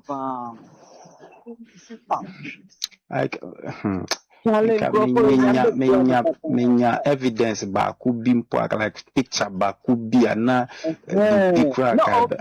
no boys no suro you be suro because ko ye na omo hu fisi a who trouble who dey pokra person wo dey so phone kran pa on be gi dey atwi format ya so Intina boys no almost through some video. Me put on me person me Gina baby back. They spread around the place. Into Gina baby and chat. So good afternoon, sir. This is Godson Dengue. This morning something happened which I want to draw your attention to. Yesterday and today was National Sanitation Day as declared. I led my students yesterday and we did our own cleanup. This morning after 9, I was going back to the school for Saturday classes. This is at Samsung. I live at Ajenkotoku. When I got to the mid-year session where you cross the road before you can go to Samsung, there were a lot of vehicles passing at the time. So I waited at the edge of the road to get my way to also cross to the opposite side. From my blind side, out of nowhere, somebody just dragged my motor key out of the motor. So I started shouting, who is that? What is that? And the next thing I heard was, they said work and you say you will not work. They said work and you say you will work. Who are you? And so I was like, who are you? Why are you taking my motor key? Work where? I was in a very confused state. Oh, by the time my mouth would land, I have taken 2 slaps at my back and being dragged and beaten by this heavily built military man with sappers written at his back, a dark looking guy. So I was telling him that, what are you doing? What work are you talking about? So he dragged me to the opposite side of the road, which is the same direction I was actually going with the motorbike. That was when I saw that, the cleanup exercise ongoing was actually happening at that on that section of the road. So he dragged me and put me into one gutter and said I should work. So I asked that, who is the one in charge of the work here? Because I am an injured person. The way he was beating me and things, I want to report to the person that this is who because I had a car accident and my right fibula is broken. Mr. Sky, this guy was pouncing on me after he has given me cutlass to read. So I was telling him that please don't come again because I'm holding cutlass. Before my mouth will land again, he and some other colleagues, about 4 or 5 of them, pounced on me. Mr. Sky, as I'm talking with you right now, all my body is paining me. These people beat me mercilessly, as if I was a criminal, as if I have done something grievous as a crime. I also was shouting that I'm an injured person. I am an injured person. None of it made sense to any of these military guys. They were just beating me. Somebody was shouting, remove his helmet. But the way they were pouncing on me, I realized that if I allowed them to remove the helmet, they may kill me. So I held on to the threat of the helmet. They beat me for some time and then they released me. It was all the motor guys and the people who sell on the road and around the mid-year junction there were all witnesses to what happened.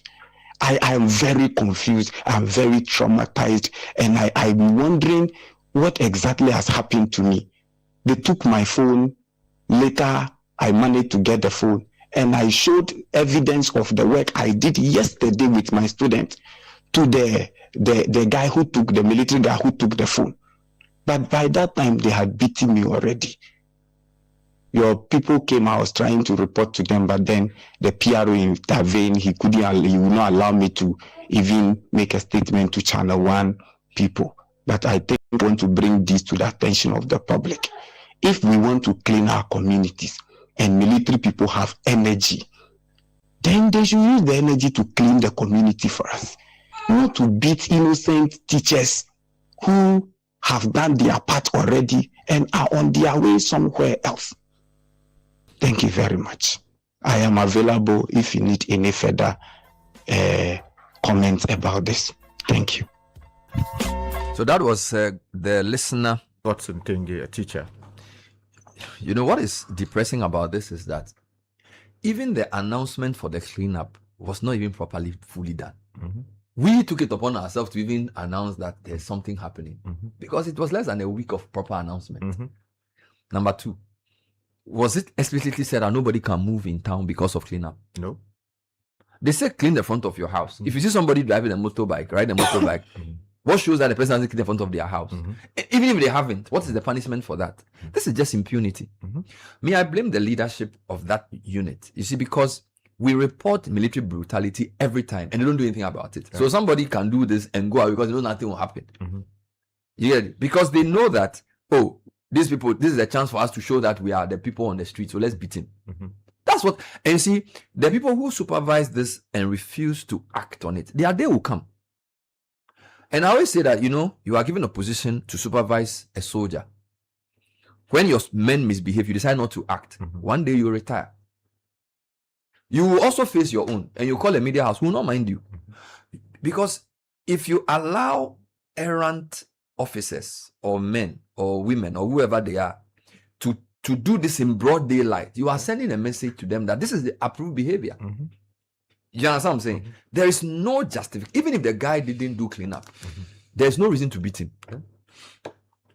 You understand? There's no justification. This is just criminal behavior masquerading as supervision. Because if you see somebody on a motorbike, is it a crime to ride a motorbike on the morning of cleanup? What if he's going to the hospital?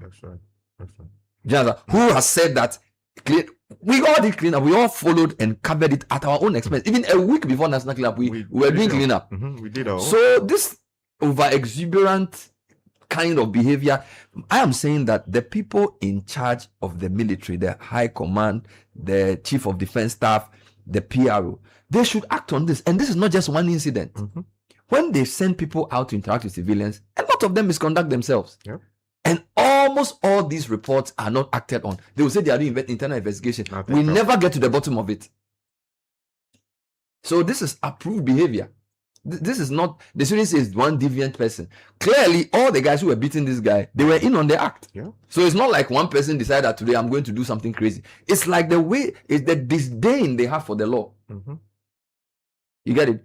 And I keep telling people, those of you get up and say, oh, things are not working, so we want soldiers to come back. You don't know. You don't know what you're asking for. Cleanup exercise has become a chance to beat people for free. Can you imagine? Then imagine if they do a curfew. Then now and then nobody can even breathe in the country. This is completely unacceptable in a democracy. This is completely unacceptable and must be condemned roundly. I agree with you. Chief of Defense Staff, cause an investigation to be done. Invite Godson. We know him. He listens to this show. A teacher in a school, you catch him and beat him like a thief because he's riding a motorbike on the morning of a cleanup exercise. I mean, why do you want to mar such a noble exercise with such behavior?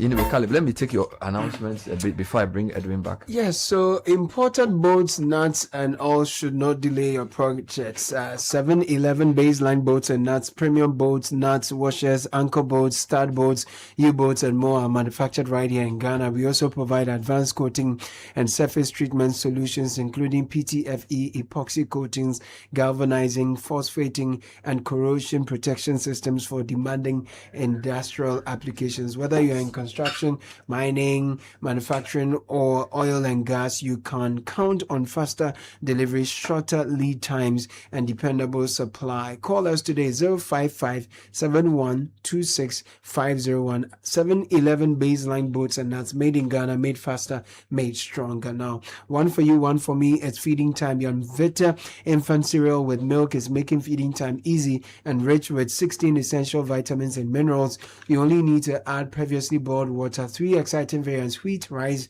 maize for an amazing price of 5 Ghana cedis, 50 pesos. Yam Vita, good nutrition for a strong start. This advert is FDA approved. And every dream has a home. Welcome to Heritage Christian University, located at Amasaman behind the Olympic Stadium. At Heritage, you are assured of value-driven education that prepares you for the world of work.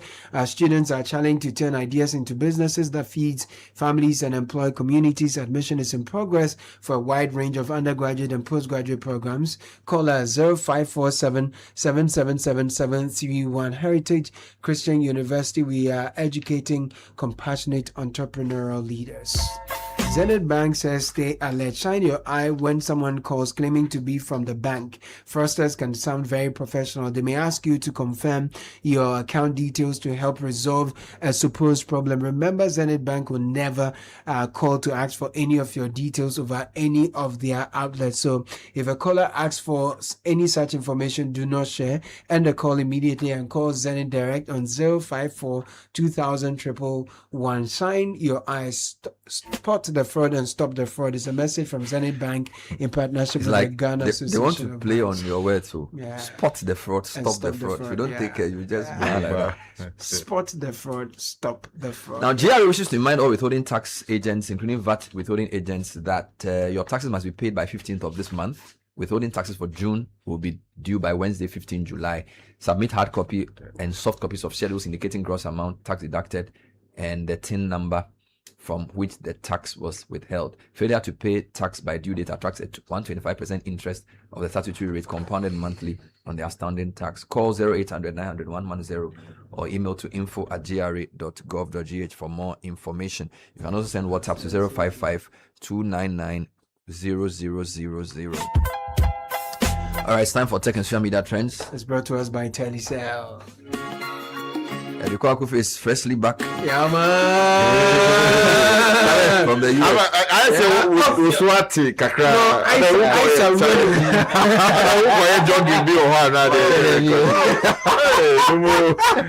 yeah, I'm gonna be with him. Thank you very much. Okay, so we start off with the conversation. You didn't tell us where you went. Oh, where? Because we asked him about I was in Boston, Pennsylvania. I went to Kansas, and I went to Virginia, and I came back to Accra, and in Dubai. Everything is fine. You are the trend. But as you said, I was in Boston. I went to Worcester. I went to Philadelphia, Washington, New York.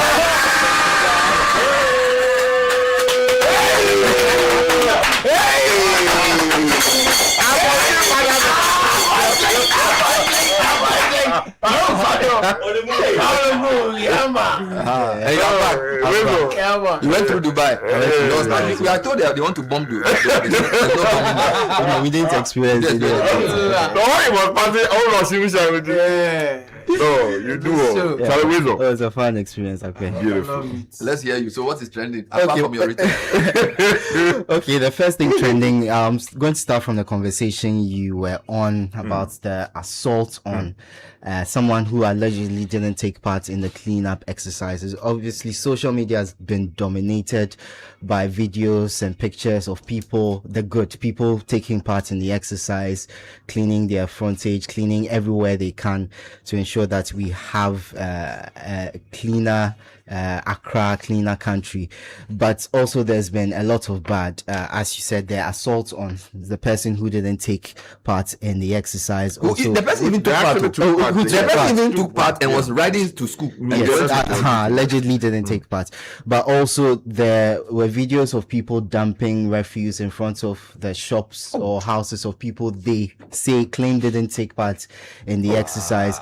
We've seen a military personnel instructs people to get involved in the action. We also saw the Kumasi mayor letting one person do some sit-ups for not taking part in the exercise and also forcing them into the gutter to desilt the data. Also, we saw.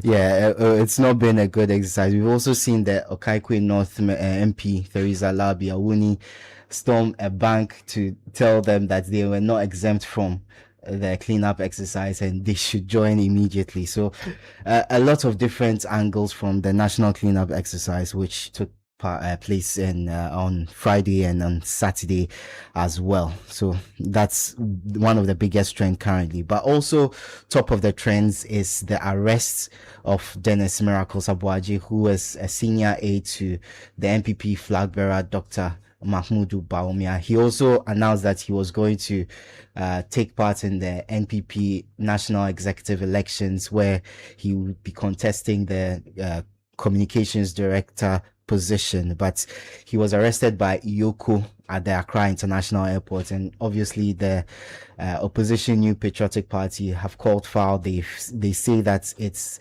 an intimidation tactic by the government to arrest one of their senior members. They say that his lawyers say they've been denied access to him for a prolonged amount of time, and obviously which is against the law as well. So a lot of response from the NPP, senior officials with the NPP, criticizing that arrest and the fallout from the arrest. I think the Iyoko has a responsibility to supply the public with information on what exactly it has and has not done.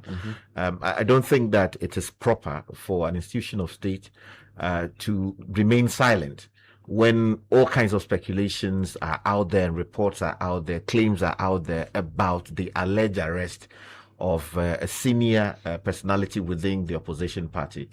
It would be proper for Iyoko to issue a statement and tell us what exactly the issue is, so that those issues can be dealt with. In the meantime, too, there's a need for respect for the rights of the gentleman who allegedly has been arrested by Iyoko, so that if it is the case that he's been held beyond what the constitutional requirements are, those will be in infringement of the rules of the game. So Iyoko must do the right thing immediately. Correct, is important. Okay, so the Accra International Airport is also trending because of the announcements by the GACL that they've installed state-of-the-art screening equipment to ensure the process is quicker. So, so there'll be no more removing of laptops, shoes, belts, and liquids, which I did. They took away my water bottles. On your way back? On my way to the airport, to Dubai. But when you're coming back, did they remove your belt? And when you're coming back, you don't do No. But on my way to Dubai, they took off my belt. I was asked to take out. So you remove your belt? I removed So travel again next weekend. The shoes and everything, but now it's not going to happen because of the new screening process. What's the screening like? Have they told us how it's going to be? Well, yeah, they've said that it's going to be a lot quicker. There's the automatic tray return system, which is supposed to also speed up the process. Because I've been in airports where you take off your belt and you stand in this contraption and you sort of have this position and then it scans you. So I'm not sure whether it's advanced. No, it's not going to be as advanced, but I'm sure in time we are going to. Yeah, but in Europe, I take off my belt too.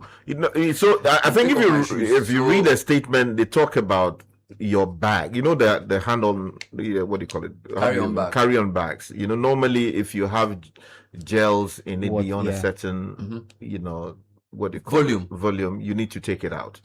This one, even if it is within the limit required, you are not required to take it out. Okay. There are other things which ordinarily you'll be required, like your laptop, for instance. So the scanner can sort of tell what it is, so you don't need to bring it out. Exactly. Because a lot of times the scanner is not able to tell what it is. So you need to move it into a different tray. I remember I was traveling with a power bank. It was quite big, so I had to take it out, take out the laptop. But what about the belt issue? The belt issue, so they say you can now keep it on because it's fully installed. Yes. Yeah, that's right. So you're keeping your belt, you're keeping your shoes on, and then you pass through the scan. Yes. They have automated trays for you to put your carry-on bags, which will then check everything without you removing anything from it. And you don't it. have to take out your laptop. Which is faster. But the rule on the volume, the 100 ml, that still stands. So you can carry liquids, but they have be smaller inside. Yeah. Exactly. And you will not be required to take the one within the limit out of your bag. Fantastic. Still have and when are they starting? They're starting almost immediately. Hey, then we should travel immediately. The benefits of the thing. All right, go on. Yes, so let's move on to the FIFA World Cup. You know, there's also the. To be fair, I think they've done very back, well. Aside the statement they issued, they've done a video. So you have one of the immigration officers demonstrating exactly. I think that's like highly commendable. The last time I traveled late last year on my way back, I used the e-gate. So basically, I put my passport. There was no human interaction. I put my passport on the thing and it scanned it for me. It was good. I think the next one I should try is my Ghana card, traveling to an African country, see if it will work. Where maybe instead of taking my passport, I use my Ghana card to see if they will accept that. If that works for me, then Charlie, me say the thing we are on course. We're on course. Yes, we're definitely on course. Let's move on to the FIFA World Cup where we've reached the semi-final stage. Charlie. Don't say we. No, the tournament. I was a we reached the semi-final stage of the tournament. We're going inside. I think Kobe Menu days. Kobe Menu is not getting some to play. But at least he's on the bench. There's also there are a lot of Kwanzaa guy, or is it Kwanzaa? Kwanzaa has a red card. Even Spain has a Ghana guy. Yenaki's brother. Yes, Nico Williams. So we get interest for the team side. Which other country is there? Spain, Argentina, no, they don't. Argentina, they really use France. To Chouameni, we partly from here. That French guy. Chouameni. Sounds like somebody from either Benin or DRC or something, or Chad. Those kind of places. Okay, so we've reached the semi-final stage of the competition. Tomorrow we are going to see France take on Spain. Two of the absolute favorites. The final before the final. The final before the final, and then we're going to see the defending champions Argentina face England the next day. 86 revisited. So we get interest for Spain inside. Why? At least Williams. But they should let Menu play. Kobe Menu. He wants to play master game. They are not giving him that chance. Who is he going to replace? The because this guy's midfield seems. No, this guy is hurt. Quite. Declan Rice. Yeah, he didn't play. So therefore make Kobe Menu. Morgan Rogers has also come in and is doing a really good job as well. Jude Bellingham is a world class. Exactly. Great mentality. Yeah. Solid. He's only 23. Such a really good player. Jude Bellingham is amazing. 23-year-old boy. Wow. Oh, Charlie, his elite mentality is. Oh, I mean, God, too much. But there was controversy in the England game because Jude Bellingham's first goal, there was some speculation that the ball might have hit. Not speculation. Video evidence supported that. That's what FIFA has come out to speak about. The ball might have hit. FIFA has come out to say that there's sneakometer, which detects whether sneakometer. Yes. Yes, which detects whether something has made contact with the ball. It did not show that. It did not show that the ball made contact with the camera. The lines up there, which is what led to England scoring. So the Norwegian goalkeeper kicked a goal kick, which appeared to hit, the spider cam. The spider cam, the one that moves, which moves around. So it should have been a drop ball. It should have been a drop ball. If it hits the camera, it should have been a drop ball. But apparently But why should it have been a drop ball?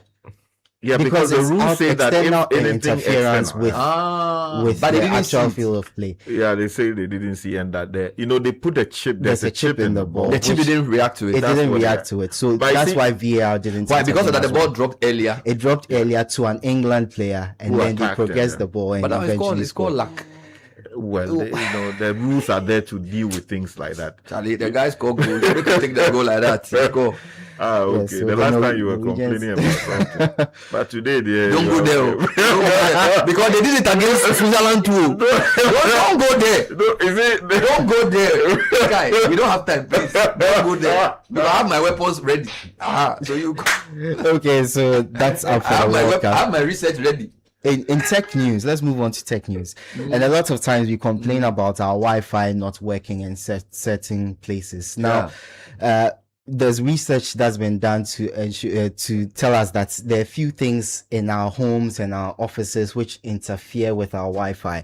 First of all, if you have microwaves, using it, there's going to be interference, so your Wi-Fi might not work. If you have a fish tank or aquarium in your house or office, water does not react well with Wi-Fi, so that is something that could affect it. Mirrors as well. So fish tank can... Fish tank, yes. But if you have a dispenser, Yes, that's also going to that's interfere. another thing too. With Wi-Fi. With Wi-Fi, mirrors, yes, could interfere with your Wi-Fi, and also cold weather in general. So yes, that's what's affecting some of our connections. Yes, so cold weather also affects your Wi-Fi. So if your Wi-Fi is not working, these may be factors that are influencing the performance of your Does Wi-Fi. it depend on whether it is satellite or cable internet? Oh, it's actually either. Both. Either. Yes. Okay. Yes. Cool.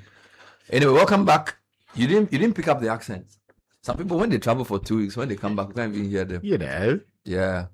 There were kids that spoke to me. I couldn't hear anything a saying. single thing. I had to go, what? So beg your pardon. These are kids of Ghanaian families. Kids of Ghanaian families, 2, 3-year-olds, 5-year-olds. You don't hear... They've picked up the accent so quickly. Even kids who have moved there for about a year. Yeah, already talking like... They pick up the accent so quickly because a lot of them, most of them, all of them are in school because the US government encourages all kids to be in school. So it's basically free. Once you go there, they encourage you to put your... So when the kids talk, you don't say, hey, pardon? Hello, what are you saying? What? It's uncle can't talk. Sorry. So you're just hiding in the room. Oh, yeah. You didn't want to worry yourself. Yeah, but... Welcome back. Yo, Charlie, Telesurface broadband upgrade. Oh, you get up to 40% more data on the same old bundles. Best part, the bundles don't expire. That's how we like it in the town. Yeah, from on-cap speeds to fixed line calls and flexible data moves that allows you to move data up to 4 devices. Telecel offers an unmatched band for fixed broadband solutions for every need. Telecel fixed broadband has got you. For your home or business, experience the true broadband difference with up to 40% more data on Telecel fixed broadband at the same price. Move your non-expiry data to up to 4 devices. Get free fixed line calls and more tailored fixed broadband solutions for your home or business. Subscribe at www.telecel.com or download the Telecel Play app or visit a Telecel retail shop today. Telecel, connecting energies. When the bills are mega. When the plans are mega. When the pressure is mega. When the need is mega. Then you need a mega answer. That answer is Societe Generale Ghana's Mega Loan. Societe Generale Ghana's Mega Loans promo is available to new and existing salaried workers, existing loan subscribers, including top-up customers and pensioners. Get support for personal needs, family priorities, school fees, home improvement, business support, and more. Enjoy big loans, low rates with a quick and straightforward process designed to help you move without delay. Visit any Societe Generale Ghana branch today or call 030-2214-314. Societe Generale Ghana. The future is you.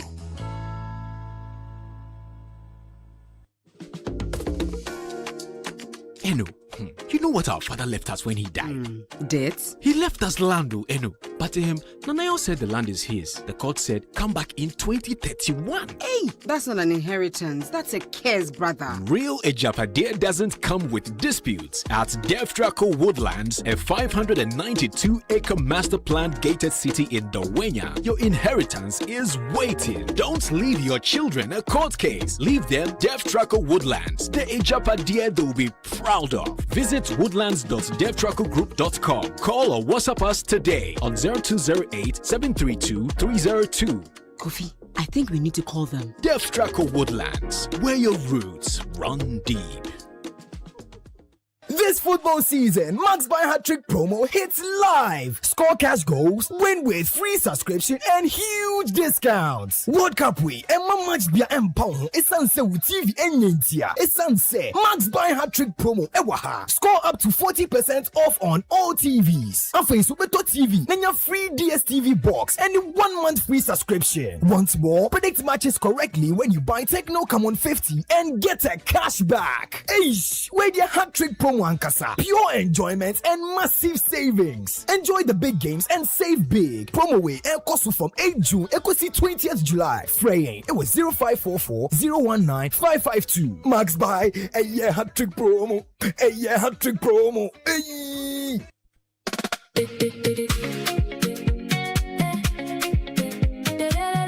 A king was born today. Is that how you go celebrate? You say you love the man, but show work in my sister. Open your your Cowbank app and credit is account. Life simplified every single day. Yeah. Open your Cowbank app and credit is account. Cowbank, make come easy, Charlie. Life simplified all the way. If you love your man, show work, not only talking plenty on his birthday. A king was born today. What can he do with that? Give him fuel, give him vibes, give him Cowbank cash just like that. With your Cowbank app, you send money by airtime, pay bills in seconds. Wherever you go, Cowbank make your life simplified. Cowbank, forward together. Your future starts here at Alexis University College, a place where knowledge meets innovation and dreams become reality.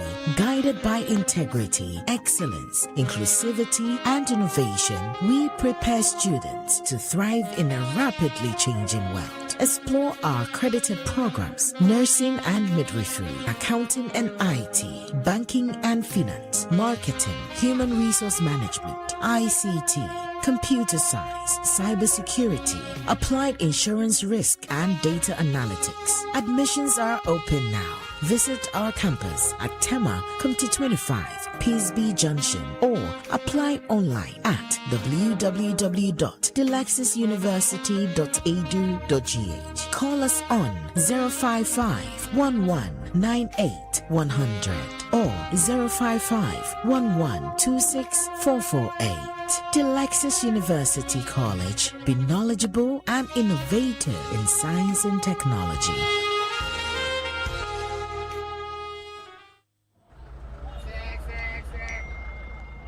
Charlie, notifications. Oh, hey, you make hot pass. Charlie, some small momo loan where I take. Deadline be last week. They know they allow me breathe. You whine for breathe. Hey, guy, we can't talk that. You they go take money. Time catch. You know they won't pay back. Huh? You know say no they end with you, right? You pay back, the next person self get chance. Somebody will really they need that. I never see him like that before. Make I do him now. And done. That's how it's supposed to be. You be the dog. Yeah, I mean that. Responsible borrowing be the real flexo for today's needs and tomorrow's dreams. Borrow, sort out, pay back. Momo day. This is the City Breakfast Show, the city's biggest conversation. Storm high 50 ahead, weather forecast a bit nippy ahead. Beggars can't choose, but be picky instead. 95 blues, kick me, I'm dead.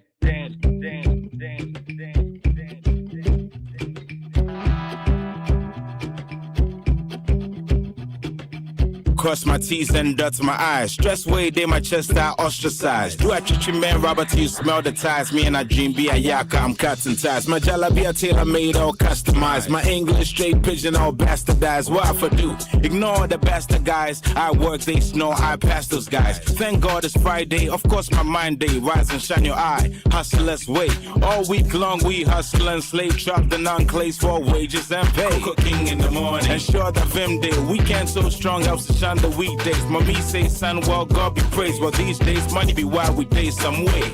I bathe in faith, no bathe in apes. A base, a case of faith in something great, but still, from 6 to 6 with stones and bricks, a building a future, I hope I live to see him.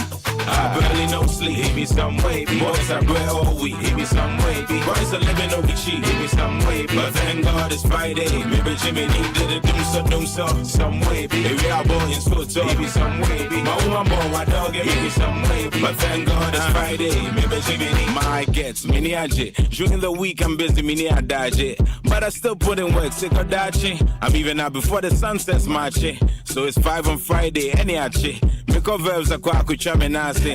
Health is wealth, I give thanks, me dasi. My use my word as might to buy a sassy. Why wouldn't him say, hustle know they nap, hustle know they sleep, hustle know they slack, you make wild on the streets.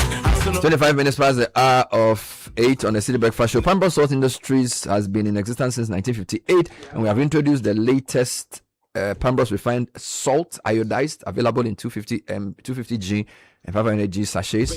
Just a pinch of Pambros brings out the latest, or brings out the taste of your food. It's available in all major supermarkets and local provision shops. Call us on 0302 335 114. Pambros iodized salt. Wonderful. Translight Solar is here to help you when your lights go out. We give you consistent, reliable power every single day, no interruptions, no surprises.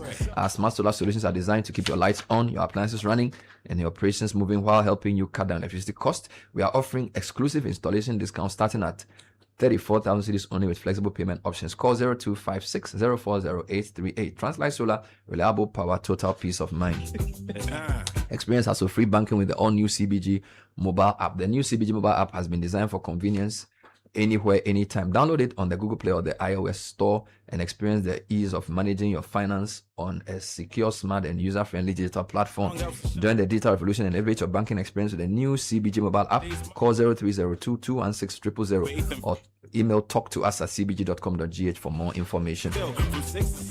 Sapient Envision, a proud subsidiary of Innovari, invites board, risk committee members, EXCO CEOs, managers, and risk professionals to the 9th edition of the Risk Africa Summit. It's on 29th and 30th June, Crown Forest, Winneba, 8 a.m. each day.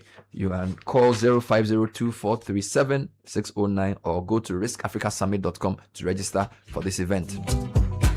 GRA's Customs Division is informing the public of a 2-month amnesty granted to all users of uncustomed vehicles effective 1st June to 31st July. This amnesty waives all penalties that would have been imposed should vehicles be impounded by the Customs Division. All users of uncustomed vehicles are encouraged to take advantage of this opportunity to regularize documentation of their vehicles. The general public should take note that after 31st July, the Customs Division will undertake a nationwide unannounced inspection of vehicles on the roads and impound all uncustomed vehicles. What is that? Sky, what is uncustomed vehicle? In other words, you have either not paid your duty or you have undeclared. Like you brought in a particular. How can you have a car that you haven't paid duty? Oh, there are people who smuggle vehicles into the country, particularly across the border, land borders. In some cases, in rare cases, using the port. Okay. So if you have an uncustomed vehicle, they've given an amnesty to 31st July. The penalty will not apply. So go and pay your duty on the car so we can get our revenue. If you want more information, you can call 0800 900 110. You can also visit the Customs Collections or the GRA head office off Starless 91 Road near Accra Stadium to go and do the regularization. All right. Now, give your business the competitive edge it deserves at Dawa Industrial Zone, a world-class industrial park spread across over 2,000 acres of prime industrial land. We have modern infrastructure, strategic connectivity, and a thriving ecosystem of manufacturers. So come around, all your peers in automotive industry, textile, logistics, they're all there, agro-food, whatever your industry is, come around. Position your business for success in one of West Africa's fastest growing industrial hubs. Call us now 055 20 40,000 today. Call us now. www.diz-ghana.com is our website. Visit it now. Dawa Industrial Zone, where industry thrives. Let me tell you about Lease Equip Limited. Is Ghana's leading photocopier leasing company. At Valex Lease, we lease multifunctional photocopiers, which you can pay as you copy and print or design your own payment plan. So we have you get to lease A4, A3 heavy duty MFP with sorter, stapler, finisher, and production machine with sorter, stapler, and finisher. You also enjoy free toners, cartridges, repairs, maintenance, follow me printing, centralized monitoring of all staff, and nationwide coverage. Forget about the unnecessary expensive gimmicks and save yourself over 60% on cost. ValexLease.com is where to visit. 0244 644 048. Call us now. Valex Lease, affordable document management solutions. Now, in a world moving towards sustainability, SuperSem Cement is leading the way with LC3 technology and eco-friendly innovation, making us Ghana's best choice. Choose SuperSem Superfest 32.5R. It's for plastering, mortar, screeding, and block laying. Use our heavy-duty SuperSem Super Power 42.5R, durable foundations, coastal works, and high-rise structural works. SuperSem dries fast, is waterproof, it prevents moisture damage and powdery walls. 0553 060 517. Call us now. SuperSem, build your dreams. All right. So there's a concern. So Sky, you brought in the beating of a citizen by the military. at one of the cleanup areas, sort of as the angle.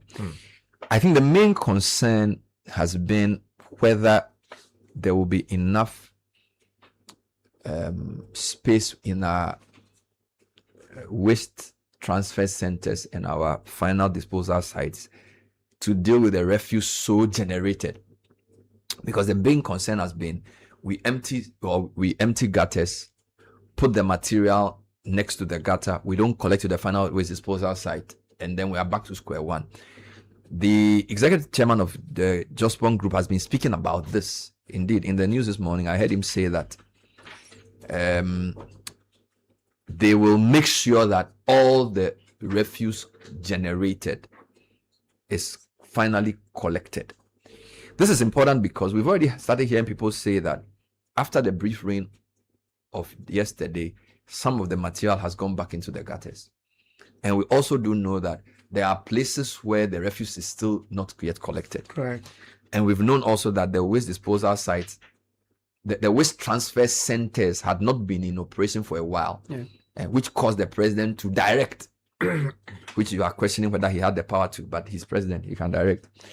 So let's hear the man and then read some comments and do some quick discussion on this, that in order not to make this a cost 90 project, let's hear what the man said about this. By next week, Wednesday or Thursday, we'll be able to finish all the exercise. Consistently, the minister says tomorrow being Sunday, he's going to use the time to come and support. We are all coming here tomorrow. Monday we are here, Tuesday we are here, Wednesday we are here. By Thursday you see that everything is off. A continuous exercise. So we're going to work on that. So it suggests that even though the cleanup was on Friday and Saturday, from what the man is saying, they will be working through this week. I don't know if our team is still following them, because we did follow on Saturday and on Friday. It would be nice to know where else they are. And we've already gotten some messages around this. Let me just read a couple. Please move up. Not this one. No, there's one around waste collection. Where good morning, dear Bernard and team. All the silt dug from the gutters for the 2-day Mahama cleanup and placed on the side of the road have graciously been washed back into the gutters following this dawn's downpour. This is a manual from Atomic. There's a lot of commentary on if you can read some for us, Caleb. Right. So good morning, Bernard and team. We have to change our way of recruitment. This is security. Let's know. No, yes, it's in relation to the beating. Okay, fine. We have to change our way of recruitment into the security agencies. Parents who can't control their kids, or kids who tend to be rascals or refuse formal education are rather pushed to... Oh, Charlie. All right. Thank you. There's a video of an MC forcing sick people out of a pharmacy to join a cleanup exercise. These MCs went round with microphones and cameras like content creators, trying to convince the public that they were working. Yet much of the flooding we continue to experience is a result of years of poor planning, weak enforcement, and failure to carry out their responsibilities. Instead of taking responsibility for that, they are shifting the blame onto ordinary citizens and making it seem as though the public is solely responsible for the problem. But that's the message on here. Others here. Okay, so Sky, I think civilians should be advised or cautioned on how the military operates. They are not trained to negotiate. That's why they shouldn't be engaged in civilian affairs in the first place. I believe the instruction given to them was to enforce compliance to the president's directive, and the only language they understand is force. Therefore, if a military approaches someone on an issue, the civilians should cooperate without any form of resistance, because if you question their instruction, it's understood as resistance. You didn't add your name, but the truth is some of these reports you are getting, they didn't even question or respond to the military. They just started beating the people. I mean, we shouldn't even have that mentality. The mentality that drove the sending of that message. You know, military people are supposed to be professionals. There are rules of engagement. When you are engaging a citizen or whoever you are engaging, there are rules of engagement that you do A, B, C, and where appropriate, you escalate. So if a military officer misconducts himself, it's not a question of, they understand this as the rule and that's what we are justifying. We are trying to justify it. Let's not go into that. Good morning, team. The MC of Cape Coast went around closing down a pharmacy during the cleanup. Nana saying that from Tem. I think there was no real clarity. We were told that emergency services should be allowed, or there's an essential services. I thought banks and pharmacies were same, but we saw something to the contrary. So the president has asked that Zoom Lion should activate the 6 waste transfer stations to improve waste collection. We've heard the chairman of Jospon say they will continue working until all the refuse is collected. Clearly, a lot of refuse has been removed from gutters and from drains. Na Ayoko Kone is the operations manager at Tessin Zoom Lion transfer station. Let's hear from her on the status of their transfer station and whether they are indeed working and how much waste they can transfer. Good morning, madam. Thanks for joining us. Good morning, Bernard. Hope you are well. Yes, I'm doing well. Wonderful. I'm So doing very well, that's fine. Tessin transfer is one of the 6 transfer stations. How large is it? How much waste can it collect, and which areas are you responsible for? Okay, thank you. So, with the location of the Teshi transfer station, we are positioned such that we can serve 4 of the MMDAs. We are looking at Lekma, we are looking at Krowo, we are also looking at Ladma, and then Tema West. And the nature of our operations ensures that we have the capacity to serve all these areas. We consolidate the waste that comes in from the 4 areas, and then we are constantly transporting them to the final disposal site and then the treatment plants.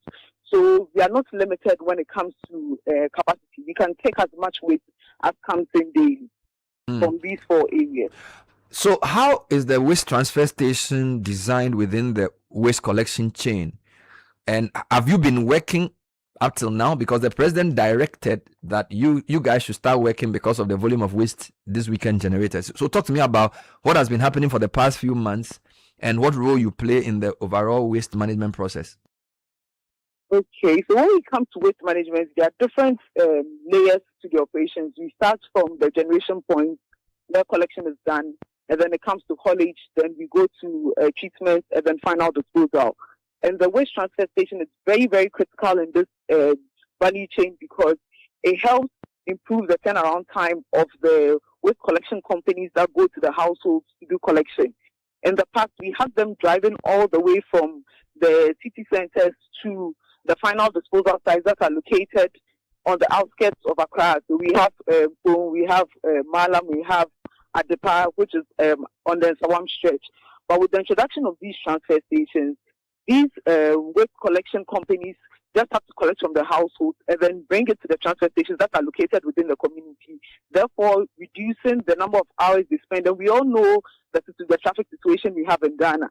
So we even have some Abuboyas who come in and share their experiences with us, where they go all the way to the final disposal site and they spend about 3 days in a queue just to dump and then come back to collect the waste from the household. And this is a problem because they are not able to do it fast enough to serve their customers.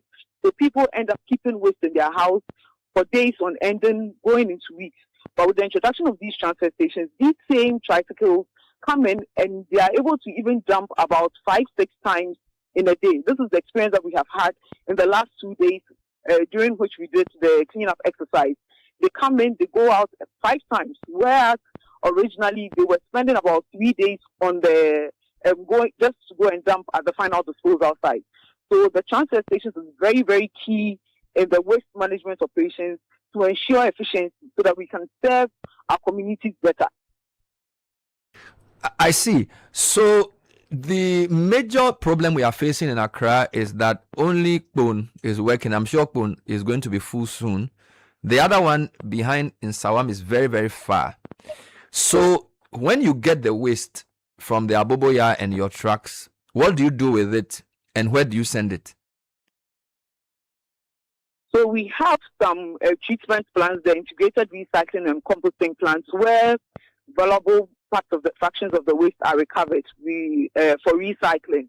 So we recover the PET bottles, that's the pure water, the Voltic bottles, the Belapa bottles that we usually dispose of. We recover all those ones, the LD, the HDPs, the 4 gallons, and then we process them for the manufacturing company so that they are able to use to produce bins, buckets, and tables, plastic tables.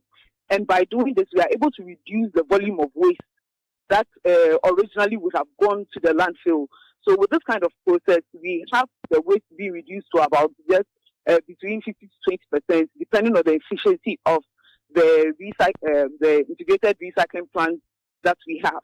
So if originally we're sending maybe 100 tons of waste to the final disposal site, with the recovery and the pre-processing that we are doing, we're able to reduce the volume of the waste that goes to the final disposal site to about 50 to 20% of what would have originally gone to the final disposal site. So the compaction that's what we are currently practicing. The compaction is great, and I know that you try to do some recycling of the organic. Yeah. But do we have a full recycling? Because some of the waste you receive is plastic, some is paper and stuff like this. What percentage of the waste that comes to you are you able to recycle?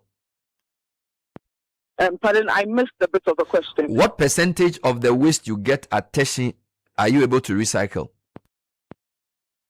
So currently, because the president just asked us to start operations, we have been closed for the past 4 years. So with the directive of the president, we needed policy support, and the policy support has come. So now we are going to emulate what we are doing. We have a recycling facility at Adjenkotoku. We have one at Jamestown, and we are going to emulate that here at the Teshi transfer station. And like I explained earlier, if we are to introduce those processes, we'll bring the waste down to about 50 to 20%, depending on the quality of waste that even comes in from the at the start of the process. So for the past 4 years before the president directive, what were you doing?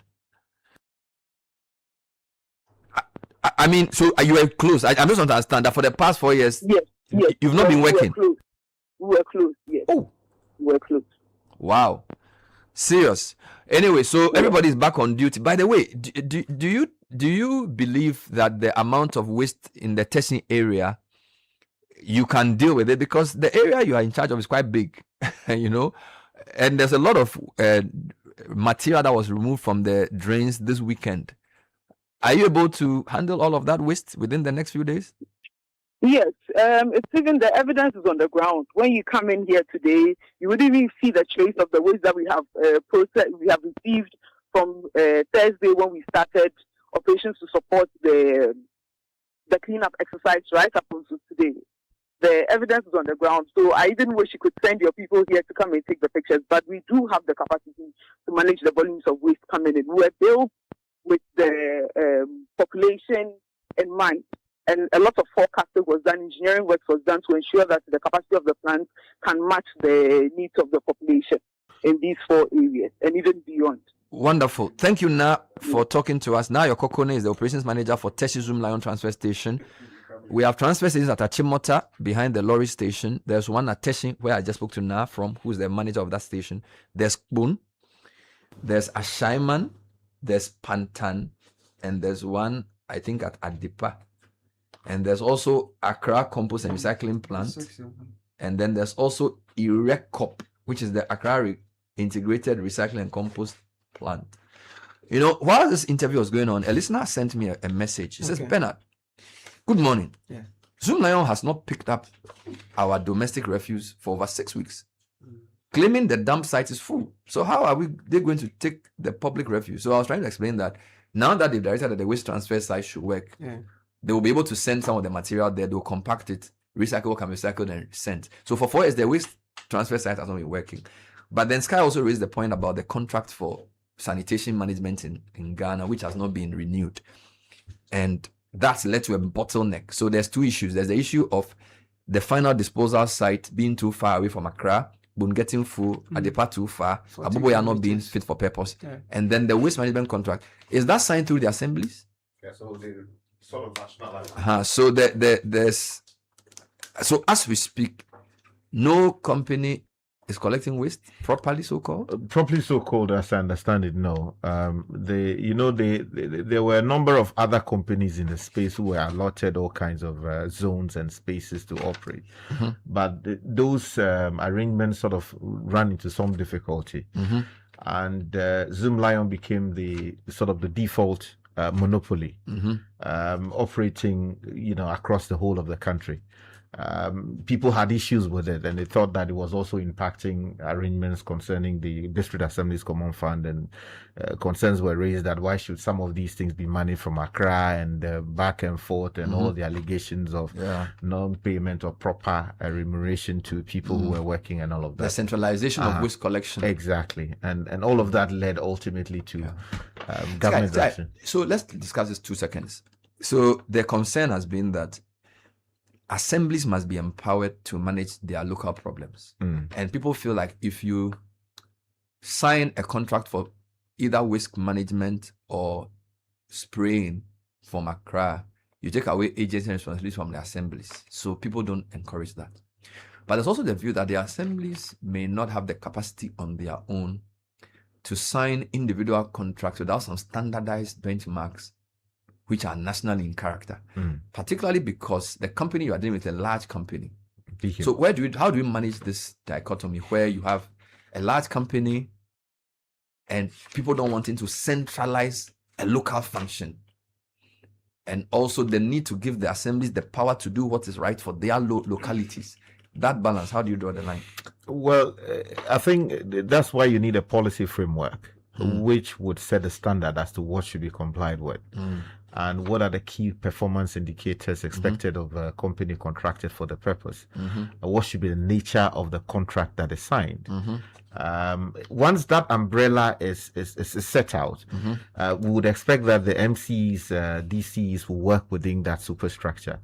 So then they are able to determine for themselves whether a particular company or another company is capable of doing the job. But as you do know, we don't have, as you were calibrating recently, we needed, an institution nationally that will set the standards for waste collection and all of those things. I think I've been putting together a draft bill to that effect. I'll make it available in the fullness of time. But I think it's important that the government should go back into the cabinet meeting room, come up with what policy should govern this particular space, what they intend to do with Zoom Lion, and how that should be replicated across the country, so that we have a clear idea as to how. Maybe to you should something think like about a competition antitrust law as well, because in certain jurisdictions, if they feel like a company is of a certain size and cannot be managed, you should be able to break it up into local entities or smaller entities that can make it more competitive. I don't know. It's not just in waste management. Generally, in Western or in advanced societies, they sometimes bring competition law to regulate the activities of large monopolies because they feel like they will be too difficult to manage. I don't know if you've gotten there with this particular issue. You see, I think, look, let's recognize that waste collection is a highly technical area that is driven by expertise and the need to have resources to be able to do what you have to do, because some of the waste we collect in Ghana, they are weapons of mass destruction. They are not, waste in the general sense of the word. And so you require certain technical expertise to be able to manage it. What we have been blessed with is a company, despite all its shortcomings and all these problems, allegations that are often made against the company, that has built competence and capacity in the area. What I insist that has got to be done is that we should prosecute where we have to prosecute, punish where we have to punish, fine where we have to fine. We see that with Samsung, we see that all with these Western and then also Asian giants that get fined because Google gets fined all the time. Microsoft, you have the same issue. Many of these giants are fined appropriately to compensate for whatever they accuse of whatever breaches they may have. Exactly. So we can go with that model, so that if we identify that a particular thing has been done wrongly by this particular company, it is a Ghanaian company. Let's use their services while at the same time insisting that standards be complied with, and where they are in breach, you deal with them accordingly. So you are not concerned about the size issue? I don't think that it is such a giant as to require us to want to break it up. We are not yet there. No, we are not. I mean, Microsoft and Co get, Alibaba and all these, The reason I'm saying this is that we, on this program, talk a lot about assemblies and what they are supposed to do. We've also said that some of the assemblies don't seem to have the capacity. I think I was interviewing somebody who was saying that many years ago, he used to work at AMA as a technical advisor, but the kind of AMA there is today is too small, and AMA can't even pay him. So why should he leave his work as an engineer and go and work for AMA? Yeah. So my point is that the assemblies are much smaller. The technical expertise that they used to have maybe AMA 20 years ago to negotiate with a large sophisticated company on equal terms may not be there, because the assembly may have just few staff. Okay. Now, if such an assembly were to enter into a contract with a large company, they may not be able to get a good deal. You have a lot of lawyers at the Aegis department. I mean, how many assemblies do we have? We have 251. 251. I believe that the Aegis department, despite all the challenges that they have, they should be able to do that. Otherwise, we get lawyers coming out of the law school all the time. And there are private people who can also be contracted to do this, contract review, provide the necessary guidance as to what is fair, what is not. But the umbrella superstructure would have to be provided by government policy. Last point, though. So when the president directs that the private company should activate 6 waste transfer stations, what does that mean in effect? Because he is not the one and of course they have complied. That I just spoke to now, they are working. They've not worked for 4 years. I don't believe that is compliance in the true sense of the word. I believe maybe they are doing it because the president has asked, and maybe there's a legitimate expectation that there'll be some positive, windfall from this. But otherwise, because the company is already collaborating with the government on the cleanup. Yes, so that's collaboration. And there's no contract or agreement governing it. Yeah. So what I'm trying to say is that by the president's directive does not indirectly then mean that he is saying that give them the contract. Because if you can direct for a private company to open their waste transfer station to collect public waste without committing any resources to it, what are you saying? Just because it's not the who pays their salaries. You see, so if it's directed, it means that there's something, it's legs on something. I don't know.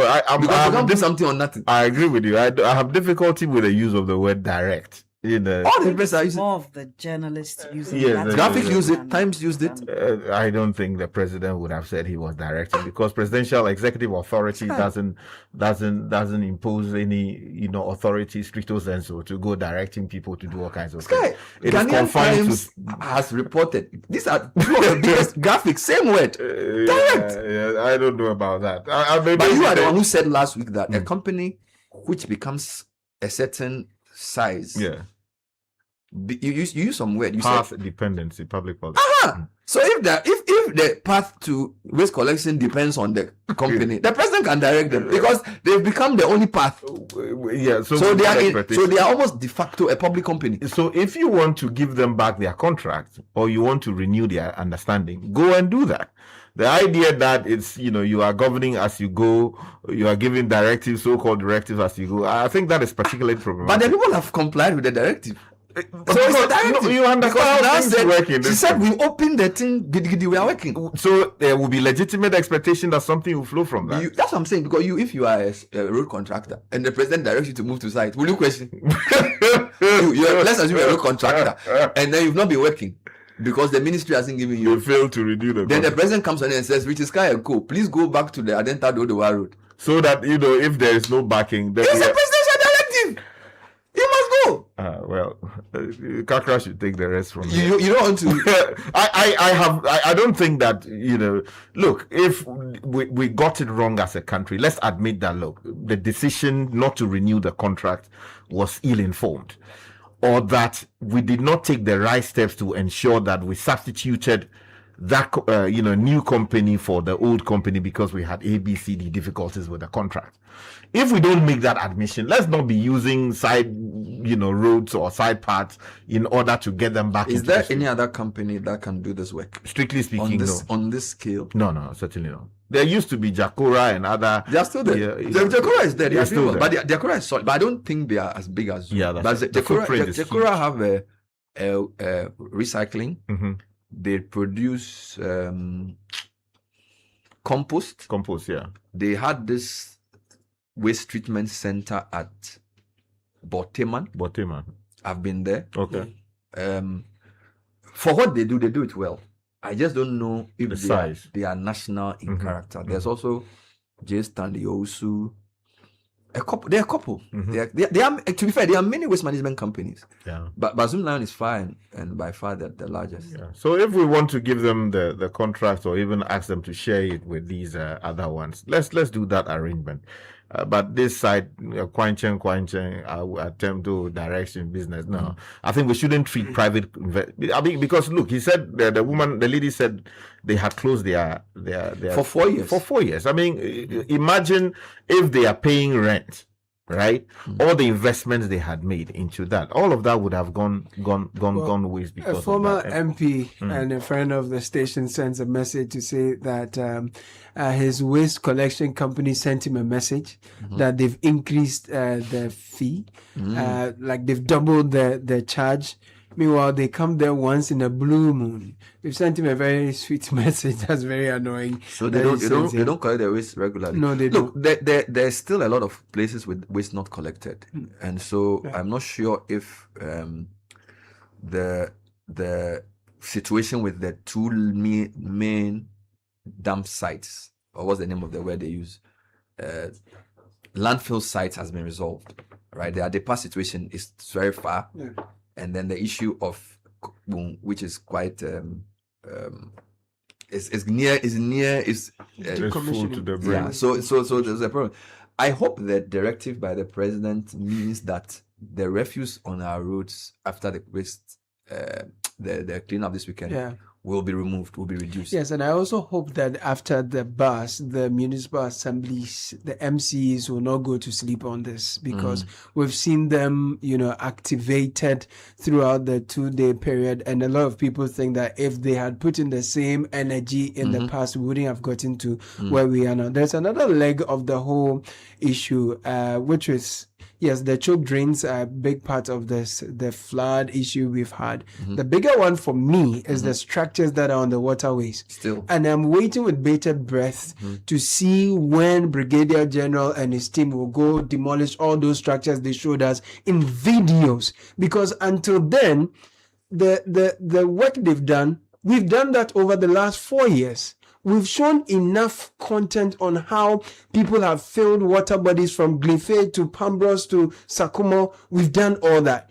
So if the president... retelling the story is not really what it is. So it's more about doing the exactly, work. and ensuring that we evacuate everything and clear it completely out of the waterway. Because when you watch the coordinator for Garrett, when you watch his presentation at the presidency, he gave some figures, and I literally translated everything he said.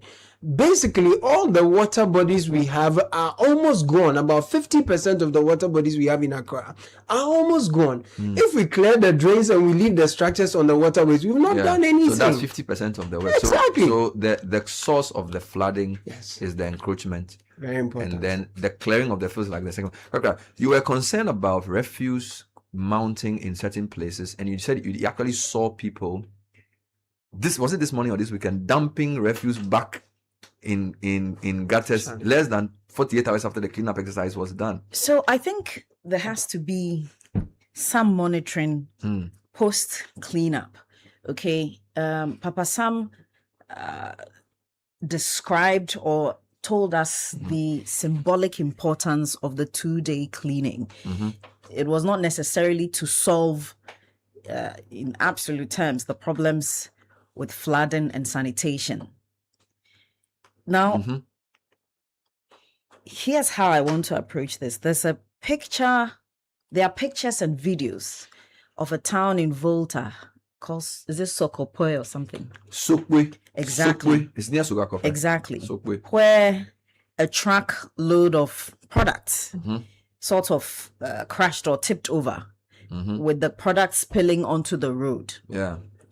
And people are taking pictures and videos showing what the citizens did, or perhaps did not do, rather. The story is that the citizens did not rush to that site to pick up the products, the goods, as free goodies for them, but rather, so there was that inaction to do what typically Ghanaians what would do. many people would have done would have gone to But rather the this morning, so this was as at yesterday, rather this morning, there are videos and pictures showing the citizens helping to carry the goods back onto the truck. This is Sokwe. This is Sokwe in Volta region. This is Ghana. Wow. These are Ghanaians. Wow. Okay, and why am I? This seems a bit off, but I'll bring it home. I like it. I'll bring it home. Why am I pointing to this story from the inhabitants of Sokwe in Volta region? This is an exemplary story about citizen responsibility. Correct. Okay, the ideal story, which would not have surprised all of us. Rush it. Thank you. Mad rush for free goods, etc., etc. Now, what am I saying? What I want to infer from this is that we have a certain responsibility as citizens. Okay. We often hear citizens expressing their rights, but when it comes to their obligations, their responsibilities, there's either silence or there's some kind of mismatch. Yeah. What have we seen post flooding? I have been watching videos posted by other news networks. We see Class FM posted a video of a man, and his face is on there, defecating around the Alajo drain. Only just after we did the cleaning. And when he called the person out, whoever was recording, this was broad daylight. Whoever was recording called out the person, and he didn't seem bothered. He sort of shoved a hand at the person. True. Okay. We've seen videos, and I like that there's a certain consciousness about people calling out others who litter. I've seen videos at trotro stations, bus stops, where the people doing the video are calling out other people who have dropped a sachet here and there. Okay, and you already talked about the heaps of debris, etc., on the sides of the roads. Now, what kind of citizenship are we exhibiting when the president declared a 2-day cleaning? We saw the president, we saw the vice president, we saw other public officials getting their hands dirty. Literally, shoveling things outside. We saw even musicians, Stoneboy, etc., doing all of that. And a day or so after, you walk around and litter. Last night I was driving and I saw a child, like a teenager, with a headpan carrying something. I don't know what he was carrying. And he was walking in a very funny manner. So I slowed down. Suspicious. Only to watch this person, and already somebody had, dumped some rubbish there, looked fresh. And this person went to tilts the pan down and added whatever they were carrying. Where is it pointing? Road, gutter? No, this is on the side of the road. There was no gutter. It's the side of the road. Morning, afternoon, evening, or night? This was around, 8 p.m. thereabouts. He thought nobody was seeing him. Yes, so I slowed down and sort of put my palm under my chin with my foot on the brake, obviously, watching the person. So this person, after dumping, turns around and meets my eye. And we are both looking at each other. And locked. Yes, because I didn't want to engage. Why didn't you the do person. A citizen's arrest? You see, you have to understand first. Send it to the assembly. It appears the person is male. I'm female. It's 8 p.m. I have to also consider my safety. So I just watched the person, and the person also watched me back. Now, upon seeing that he was being watched, he had a guilty look and walked away briskly. But the point of the matter for me is that we are not helping as citizens. Indeed, we must demand accountability from city authorities, okay, from the local governments, from regional, from the what do you call it, the central government. But when we fail in our part, in our responsibility, that counters all the shouting that we are doing that local government must work. Your question about some technical expertise that will be required, and I agree with Sky when he says outsource it. You don't necessarily, you are the engine, you are the driver. So as the local government, as part of the government, you have to outsource it and not rather complain that you don't have the men and etc. So if you want to outsource to Zoom Lion, so be it. But my point is that when we shout and, cry and call out the government, the local government as well, let's not leave out our responsibility. We become saboteurs, okay, of the general good, of the national good, when we turn around to do the opposite of what was being asked of all of us for the 2 days. We were asked to clean. If you weren't going to participate in the cleaning, don't litter. Don't drop your rubbish anywhere. Exactly. So if you for not me, contribute to the cleanup, don't come and spoil it. don't come and spoil it. Shame on all those people who post cleanup and even during continue to litter and walk away unconcerned. Shame on all of them. And I hope that as people are recording them and putting their pictures out, the assemblies will engage them and ask, and if they have to take them to sanitation court, they should do that. Let's name and shame people. If you see somebody littering, I totally agree and call on you to record that person and post that person. Make sure you get their face all right, but be safe, because it can end up in some kind of confrontation. You remember when I spoke to him when I asked him how we should solve sanitation? He said sanitation and waste management is such a hydra-headed problem that you needed enforcement, but you also needed education. And I think that we need to launch a national campaign on proper behavior, because we do not downplay the role of enforcement, we do not downplay the role of engineering, but trust me, if citizens don't see anything wrong with pouring refuse near a road or in a gutter, you will struggle to solve with because if a person can decide that he will carry bola from his house and where to dump it is the middle of the motorway or a road, that is a serious issue. Is that a lack of education? Is it really education? No, hold on. Let me explain. So when we say the 3 E's, education doesn't mean go to school. What we are saying is that we understand that. I'm coming. It's just a way of. So we are saying education, engineering, enforcement. Education means that there must be a campaign around public awareness. So remember there was this video, remember it rained someday, and there was a video of somebody pouring his waste in the rainwater. It trended a lot. It wasn't the lack of education. We use education in the loose sense. In the sense of behavioral management. That's what I'm trying to say. We are not saying that go to school and teach on the blackboard. Education means that citizens must be made to understand, and it's a public because so to accommodate Sky's point, accommodate Sky and Caleb's concern, I think it's about the balance. It's about the balance of the three.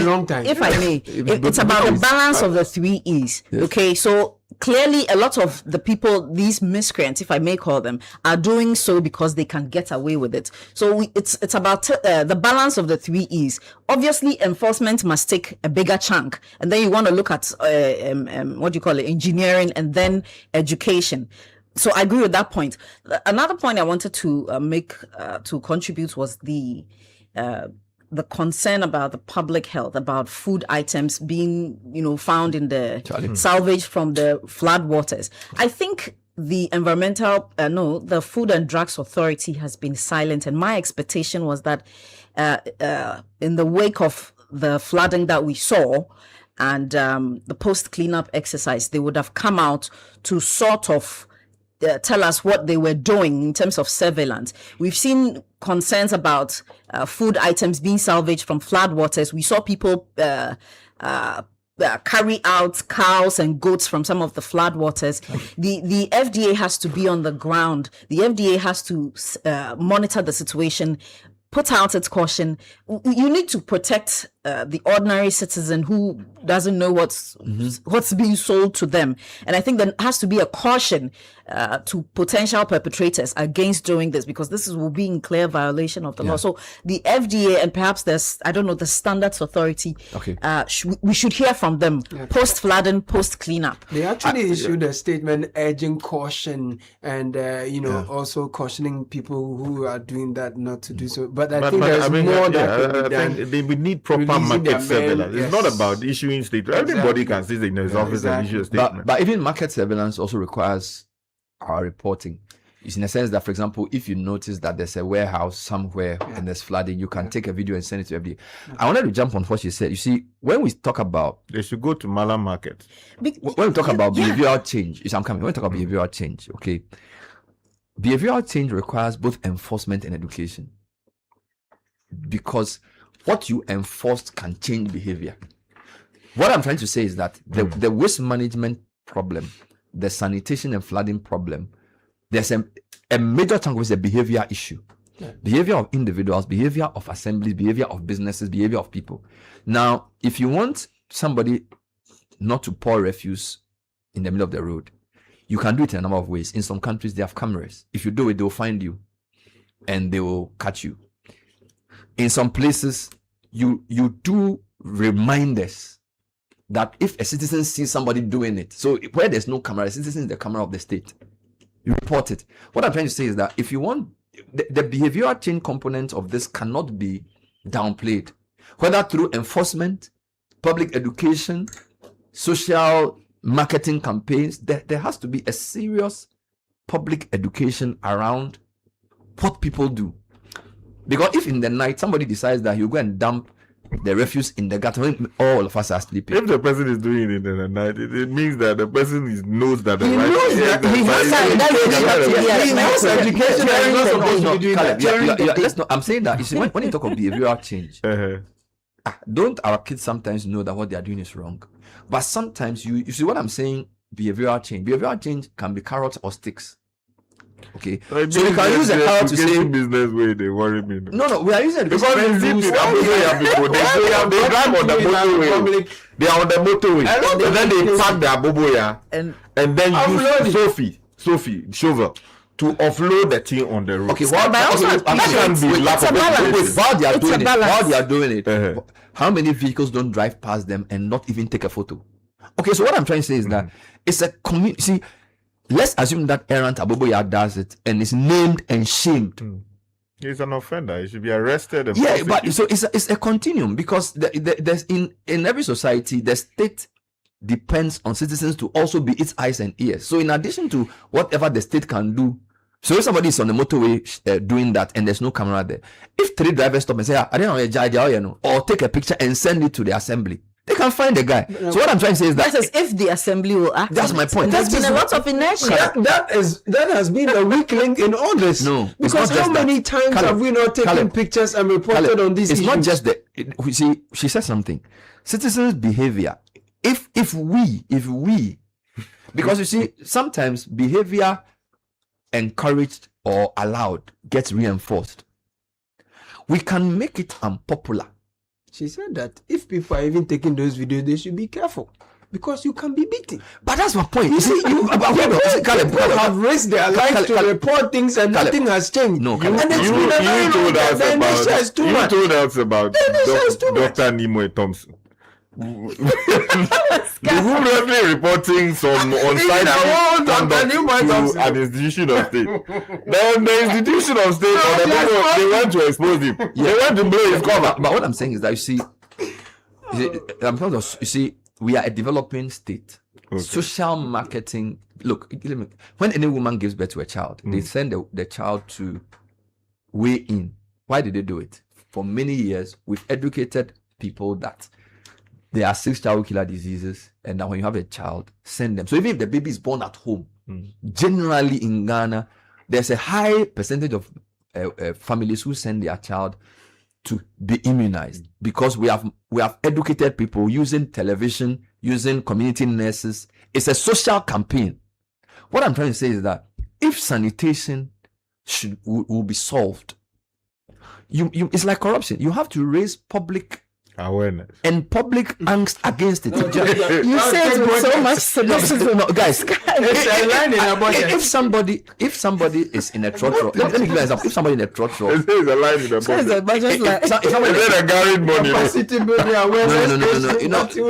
No, don't visualize it. If somebody in a trotro throws a banana peel outside and there are 15 people in a trotro, what reaction does this person get? If the person doesn't get any reaction from the 14 of them, the problem is bigger than the banana peel he threw.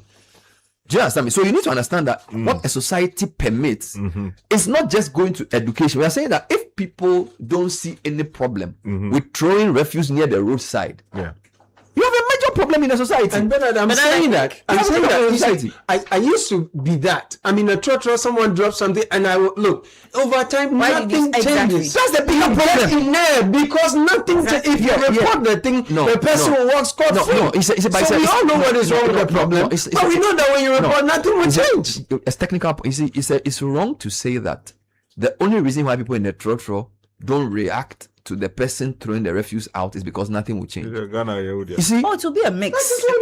Caleb, hold on. What I'm saying is that those 14 people who watch this 15th person do this and don't say anything or do anything, it's a much bigger problem than even the fact that the state doesn't do anything. That is true. If a society can see somebody dump refuse and think it's okay, you understand? It's a balance. We are not saying that means that the state shouldn't act, but I'm saying that if 14 people can sit in the Trotsky and see one person throw a rubber bag outside and think it's normal, it's a much bigger problem than the fact that the assembly doesn't do anything about it. Because those 14 people also, then it means that they are acquiescing to wrong behavior. But why have we gotten there? It's not just because reported over time. No, and I said, but the problem is hydra-headed. Don't take the agency away from the. You see, the point he's making is that let's not make it seem as if the only reason why a citizen will complain is because somebody must act. If 14 people are sitting in the bus. Okay, if 14 people are sitting in the bus and a man starts beating or let me put this, starts assaulting a woman in the bus, will those 14 people say that reported the police didn't do anything? No. Why would they stop the man from beating the woman? You see, use that same mindset. So don't say that because when we report nothing happens. There are a lot of things we can do as citizens to stop people from failing. Well, have you been asked before Ghana? Yes. I mean, they've told us that before. We Papa there. Are they? So should we let the behavior of a few uninformed citizens make all of us behave like them? No, but the point is that, you see... Is that what you are saying? No, you see, you know, citizens need to be empowered by state conduct. Precisely. In the sense of, if I go and I risk my life to take a video secretly or openly of someone pushing garbage into the gutters, I should have legitimate expectation that kakabiara, the state will prosecute the person, and that the person will be found liable for his conduct, and that there will be consequences. And in appropriate cases, I may be given 100 Ghana cedi, even if I'm not giving anything to, it is enough that I have helped to ensure that there is some good conduct in society. But where these videos are recorded, sometimes at the peril of the people's lives, and the state institutions that are supposed to take these matters issue our notices. Do you know this person? This is his photograph, or so and so and so. He was seeing dumping so and so and so and so. Let's prosecute him. If that doesn't happen, why would someone risk his life and continue to do something like that? No, your family will warn you, and the people in whose interest you are doing will tell you, they will beat you again. And I'm telling you that. What we are saying is we are stretching the discussion around. We are not saying go and take unnecessary risk. What we are saying is that I give you a simple example. You are in a trotro. There are 15 of you in a Toyota Haze, and somebody dumps a black polythene bag on the road. Do the 14 people say to him, "Massa, driver, stop car, no? I see a coffer." Now, what I'm saying is that if those 14 people don't tell the driver to stop the car, our problem is much bigger than enforcement. Yes. That's all I'm saying. Number two, don't use lack of enforcement to excuse citizen irresponsibility and dereliction and inaction, because there's no state in the world where the state is everywhere. Yes. The state works with us. Even in Western countries, sometimes an old man sitting by the window sees somebody walking suspiciously, calls the police. Fine. If the police don't respond, the impetus to call reduces. I agree. But I'm saying that we cannot sit down and say that because one person reported and nothing happened, it means that all of us should just keep quiet. But it's not one person matter. No, he made a point. We have rights and we have responsibilities. The state have a role to play. I am saying that even the 14 people who decide not to talk, they need to be conscientized about what it means to be a citizen. Citizenship is not just reporting. It is doing many things, including telling your neighbor what you are doing is wrong, stopping the car. Why do you tell me that in Japan, when they want to watch a World Cup match, when somebody litters, they collect the refuse? Why? It's the way they've been brought up. So you cannot tell me that we don't have a role.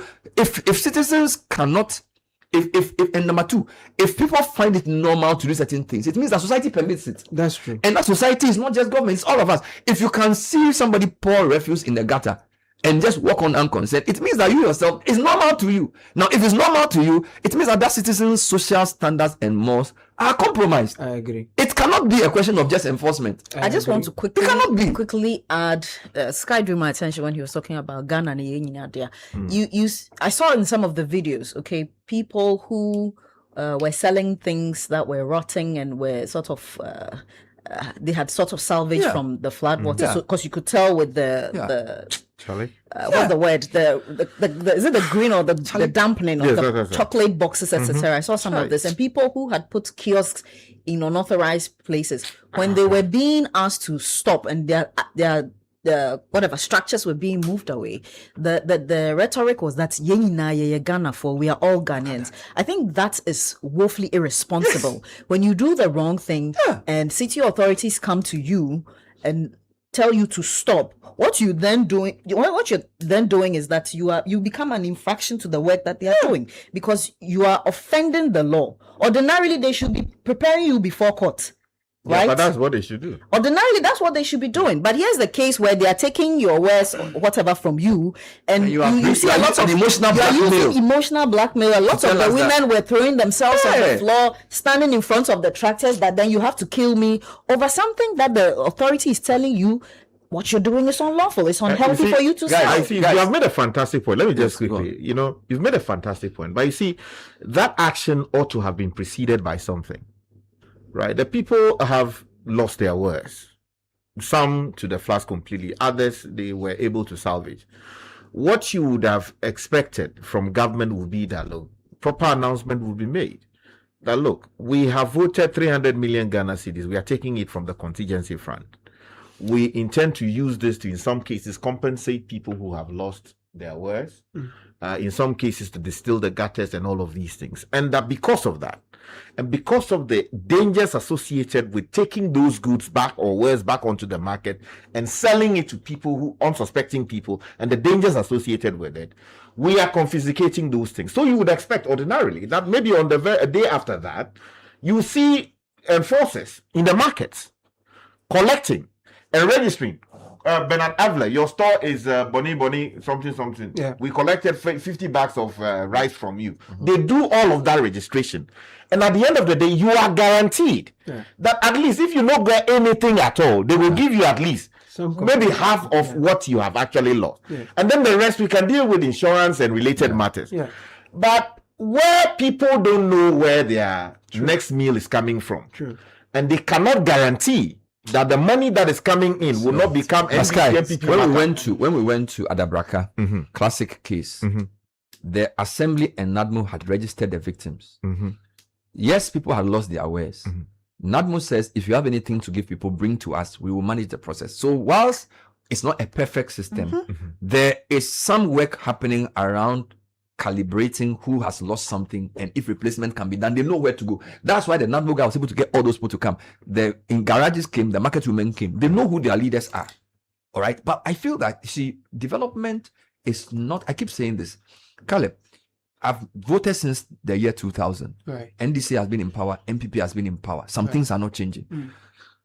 A lot of that is that government is unwilling to do some things, but we also have to ask ourselves, you see, the mindset of the Ghanaian is a problem. And that one, we've said it before, that a leader's job is not just to build roads, also to tell people that this is how to maintain the road. And we have to agree that in Ghana, we have this permissive, even in Francophone Ghana, Africa, you will see some of the things we do in Ghana. People do anything. And Sky, we have to use the platforms we have been given to start telling people that this way of behavior is wrong. We've been telling them for a very long time. We've been telling them since I started listening to you. I gave you an example. Caleb, you are not following me. I'm not saying that. You see, for something to bring change, it must be consistent, it must be structured. And I gave you the example of immunization. It's a national campaign around what women should do when a baby is born. Even that we didn't fund it. No problem. What I'm saying is that we have managed over 50 years. Even if a woman is born in a small village, I did research work in 99 where I was supposed to interview nursing mothers in the Asesewa district. I went to communities which didn't have electricity. They tell you that as soon as the baby is born, we must go to weigh in because somebody has done that work, whether through a TV advert or whether going to the community through a community health nurse wearing brown. But the woman knows that as soon as the baby is born, there's something I must do for the baby to survive something. And I'm saying that you have identified sanitation as a problem. You have identified government action as an issue. But if you don't deal with people's behavior, which is true, you can't get anywhere. And people's behavior is not something that it's not a school issue. But it's public. And when I use education, I use education. I get it. Let's use another way. Awareness. People must be shown the relationship between dumping dollar in the gutter. A we are not talking about. We are talking about money and budget. We are talking about behavior. For the public awareness. Do you know how difficult it is to change a child's behavior in your house? You have kids. I do. You know. Do you know? Even children. Do you know how difficult it is to change their behavior? It's the enforcement that prevails. It's not always enforcement. Let me give you an example. Because there are some children that look, Sky. When we're in school, you can give a child 12 lashes. You look at you and go and continue. Ghana has some of them that point. The education is okay. Hold on. No, it's not okay. It's Caleb. You see, take your time. You have to Caleb. Why do people send you messages every morning on the City Breakfast Show about issues in their community? I have one here I want to share with you. It's because number one, they are concerned. Yes. Number two, they know something will happen. True. Because we've shown that when you send us a message, we'll follow up on it. True. So they are encouraged to keep sending it. That's true. In a way, you are training people. You are telling people that when something is untoward, send it to these people, they will follow up and something will change. You are shaping behavior. Okay. You cannot change a society if you don't shape people's behavior. But I think what we are saying is that we should do a lot more enforcement and the other E, right? Yeah, exactly. While engineering, then we wouldn't have a problem with the education. We can do the education, but I don't think we should make the education the main matter. If people are prosecuted, you hear on the radio that they catch your neighbor. There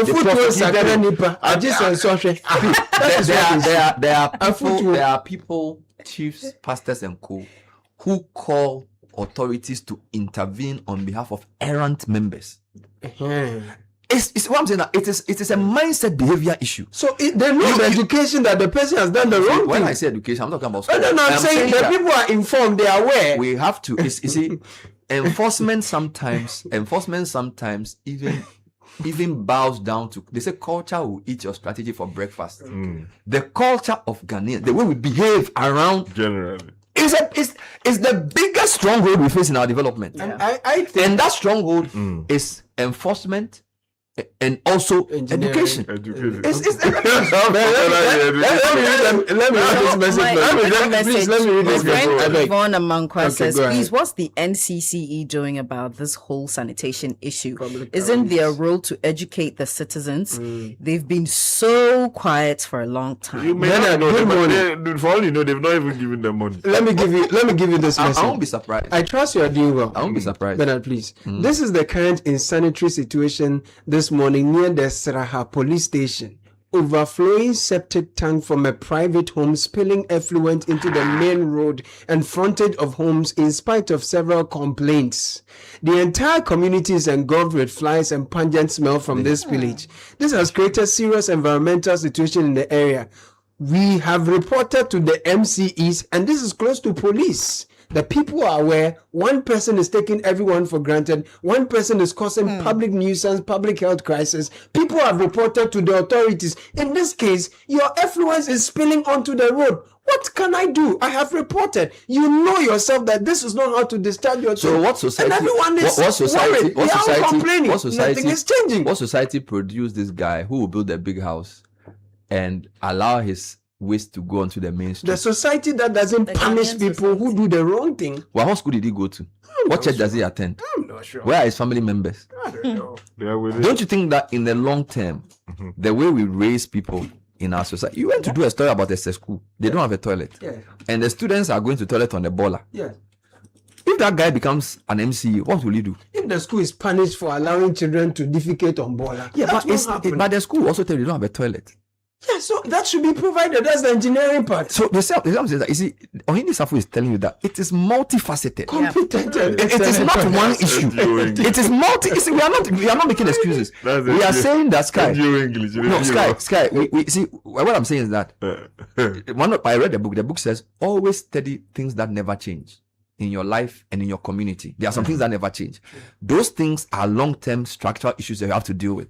Foundation. Governments change, political parties change, or politicians change, but some problems never change. Pollution, waste management.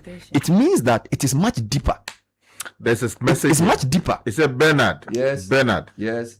We are not in heaven. Thank you. We pay taxes for people to do their jobs. Ayo. Nobody says baller throwing is okay. Ayo. Nothing happens when we complain. That be the thing. Will the bus driver stop for the person to go pick up the baller?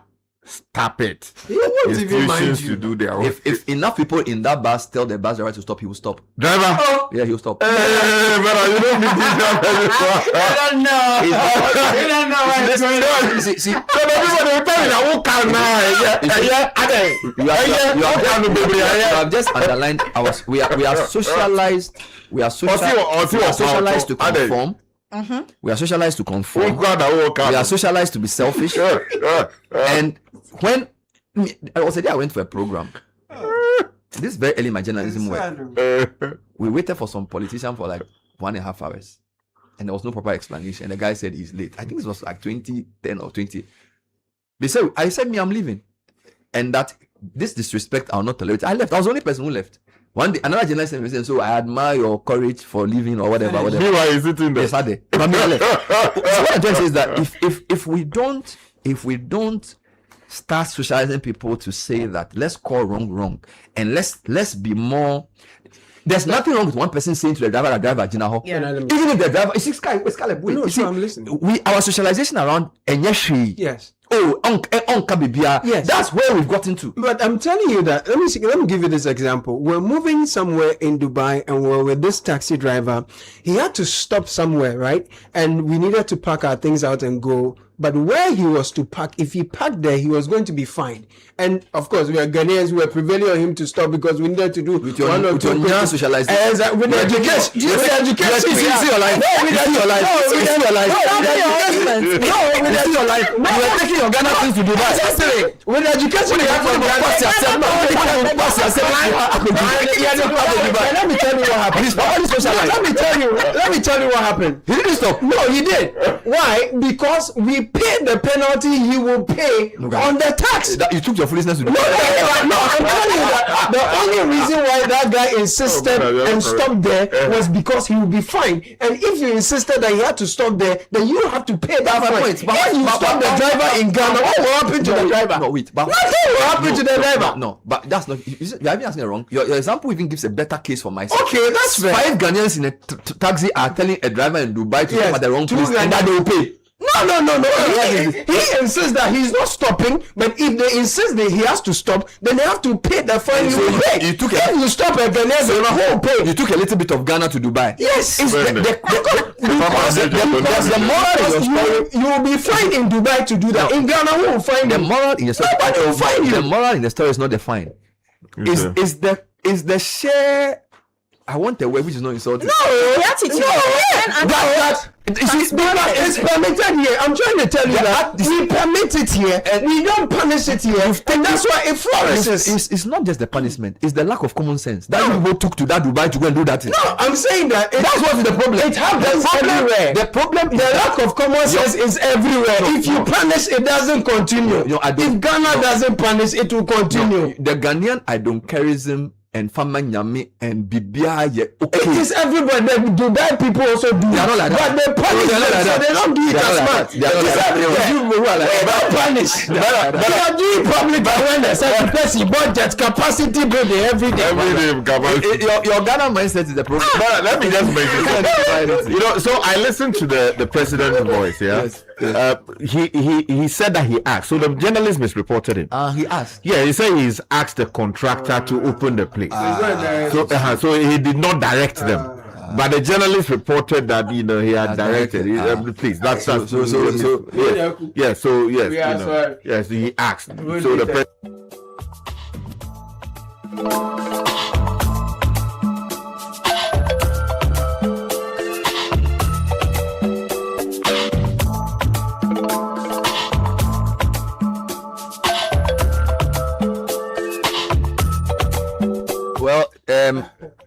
It's both sides of the coin, I guess. Yeah.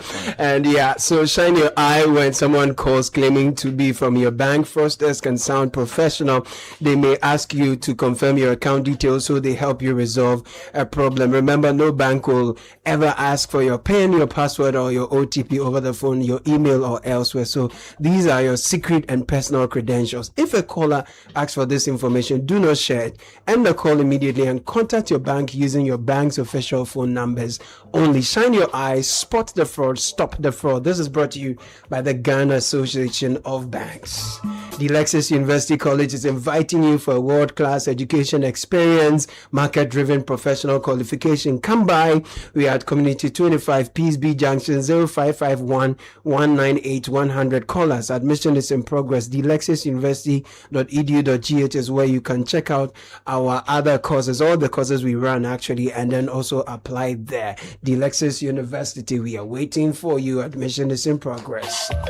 Everyone is a winner in the Ongalicious Abingwaha promo. 4 million Ghana cedis worth of cash and prizes up for grabs. Look out for the special Ongalicious promo pack. Submit 20 powder promo sachets, 20 Onga shrimp tablet promo wrappers at any Onga redemption center near you. Receive your scratch card, scratch it, review your unique code, send it to *713*27# and win instantly. Cash prizes are up to 200,000 Ghana cedis, deep freezers, smart TVs, all up for grabs, kitchen appliances and more. So please note we've extended this to the 15th of August. Don't miss out. You know, life doesn't just stand still for you. It doesn't wait for you to be prepared. It just moves on. The best you can do for yourself is to prepare for life instead. A flexible policy like the Old Mutual Legacy Transition Plan to help build a legacy that offers you a cover of up to 300,000 Ghana cedis with no underwriting, greater flexibility, no limits to the lives you can cover, up to 880, and an uninterrupted cover, no lapse, enabling you to secure what matters most. So dial *378*3#. Request a call for Old Mutual Legacy Transition Plan today, and let's get you a plan that works for you and your family. Old Mutual, do great things every day.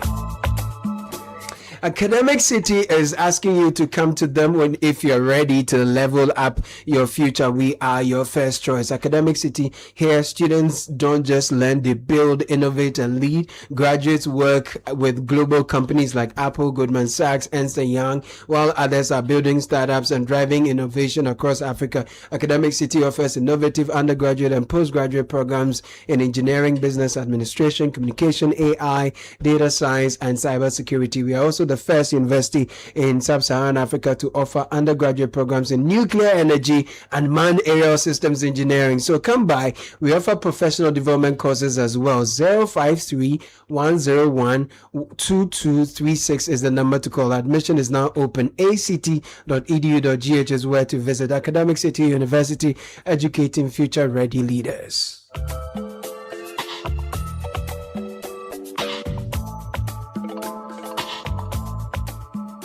This is the City Breakfast Show, the city's biggest conversation.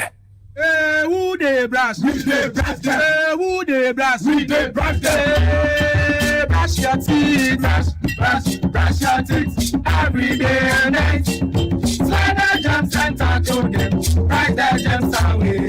Indian gem, we go price them. Russia gem, we go price them. Panama gem, we go price them. Go. Whatever the gems, brush them away with the new Pepsodent, now in limited edition World Cup packs. This advert is FDA approved. Oh, now in a traffic is what point to Driver, police phone insurance. Hey, my insurance will be on point too. They just arrested someone whose insurance expired last month. Now, dear, last 2 years, you're still going. Hey, where will I pass? Let me pack and now come and wait. Oh, what's that? You hide. Just walk into the store and get the new Hollard Insure Pack. Don't be caught wanting. Hollard Insure Pack is now available at select Malcolm stores and Shell shops nationwide. Just pick one app and the shop attendant will give you the instruction manual. Follow the instructions to complete the process. Araba Hollard will instantly send your policy document and insurance sticker straight to your WhatsApp. For more details and inquiries, call 020-546-3696 or 056-111-2777. Bra, what's that? Driver, where's your insurance? Hollard Insure Pack, boss. Bought it at the Malcolm store right there. Instant. Hey, why lucky for Hollard Insurance? Hollard Insure Pack. And you're too easy. What if your ideas could shape the future of education in Ghana? If you were a brilliant pre-secondary student aged 11 to 15, this is your moment to shine. Welcome to the Literacy Challenge 2026, the national literacy competition that celebrates young thinkers, great writers, and future leaders. This year's challenge is all about artificial intelligence and education. The topic: in not less than 600 words, write a letter to the Minister of Education as a youth consultant discussing the advantages and disadvantages of the use of artificial intelligence AI in education. Advice on how Ghana can effectively integrate AI into basic schools to improve teaching and learning while ensuring the students in rural and underserved communities are not left behind. Remember, your essay must be in your own handwriting, must be endorsed by a parent, guardian or teacher, and include your full contact details. Submit your entry by Monday, 20th July 2026 at the front desk of Channel 1 TV or PO Box GP 14123 Accra Central. Stand a chance to win 10,000 Ghana cedis cash, a laptop, and earn the title of Ghana's most outstanding all-round pre-secondary student. For more information, call 0205-973-973. The Literacy Challenge 2026 is powered by Citi FM with support from Channel 1 TV. And it's proudly sponsored by Prospectus Ghana Limited, SIC Insurance, and Advocate Publishing.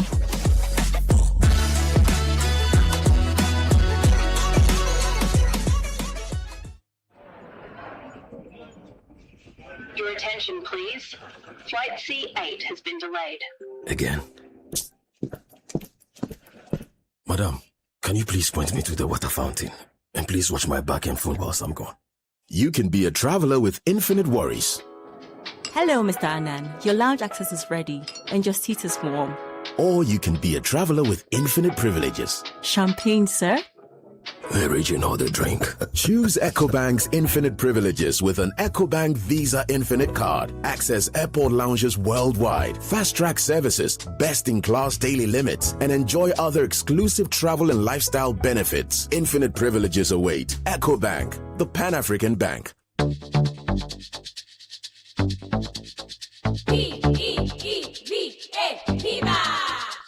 Looking for a burst of flavor in every sip?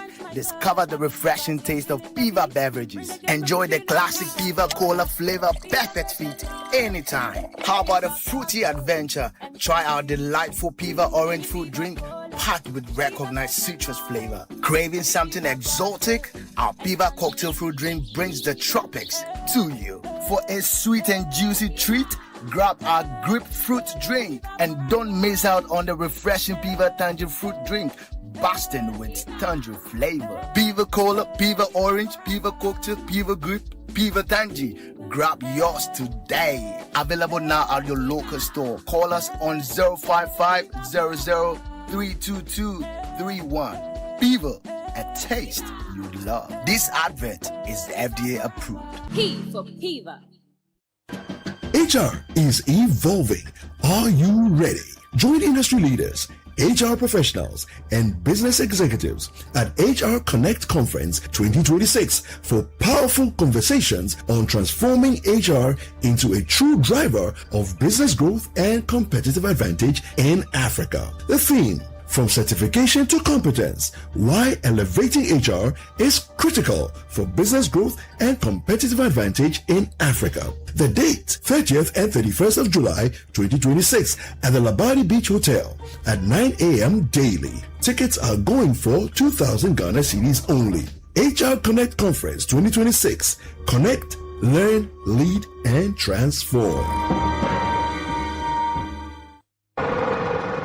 So what goes into building quality structures? I mean, literally, what goes into it? Ujaf, you don't want to be sitting here somewhere worrying whether or not you did a really good job. It's a very simple equation. If there's no diamond cement in the mix, massa, forget it. Don't start cry. Menye, diamond cement has been providing builders, block makers, and construction companies that peace of mind for years. Diamond cement is 42.5 R grade cement. Unbeatable quality made right here in Ghana. And because we have your pocket in mind, we provide 32.5 R grade so that everybody getting on. No long talk, Jack. If there's no diamond cement in the mix, don't start. Locate Diamond Cement Ghana Limited nationwide with factories in Aflao, Takrade, and Buipe, or call 0244-313-368 or 0540-111-978 or 0202-021-175. Diamond Cement, still as hard as a diamond. This is the City Breakfast Show, the city's biggest conversation. Unleashing the power of relevant radio. This is City 97.3.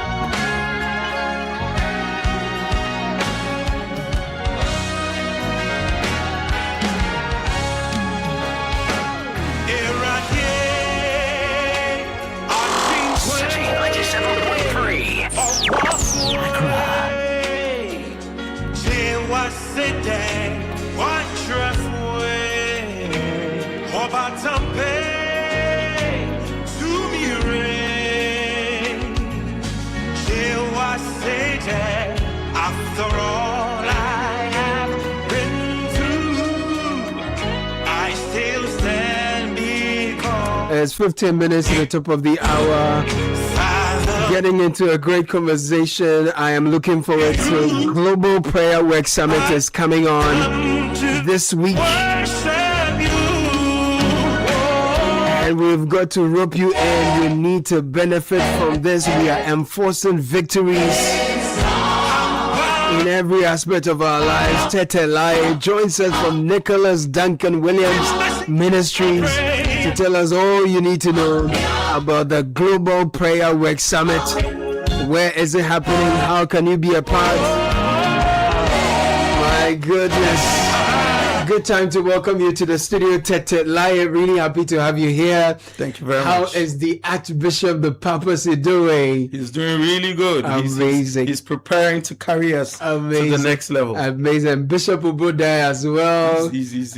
Bishop Sam. They are all doing really well. My people, I need to catch up. But you're welcome to the studio. Tell us a bit about the Global Prayer Work Summit. For those who are hearing about it for the first time, what is it about? What's its purpose? Fantastic. So, Global Prayer Work Summit is a summit that has been put together by His Eminence, the Archbishop Nicholas Duncan Williams.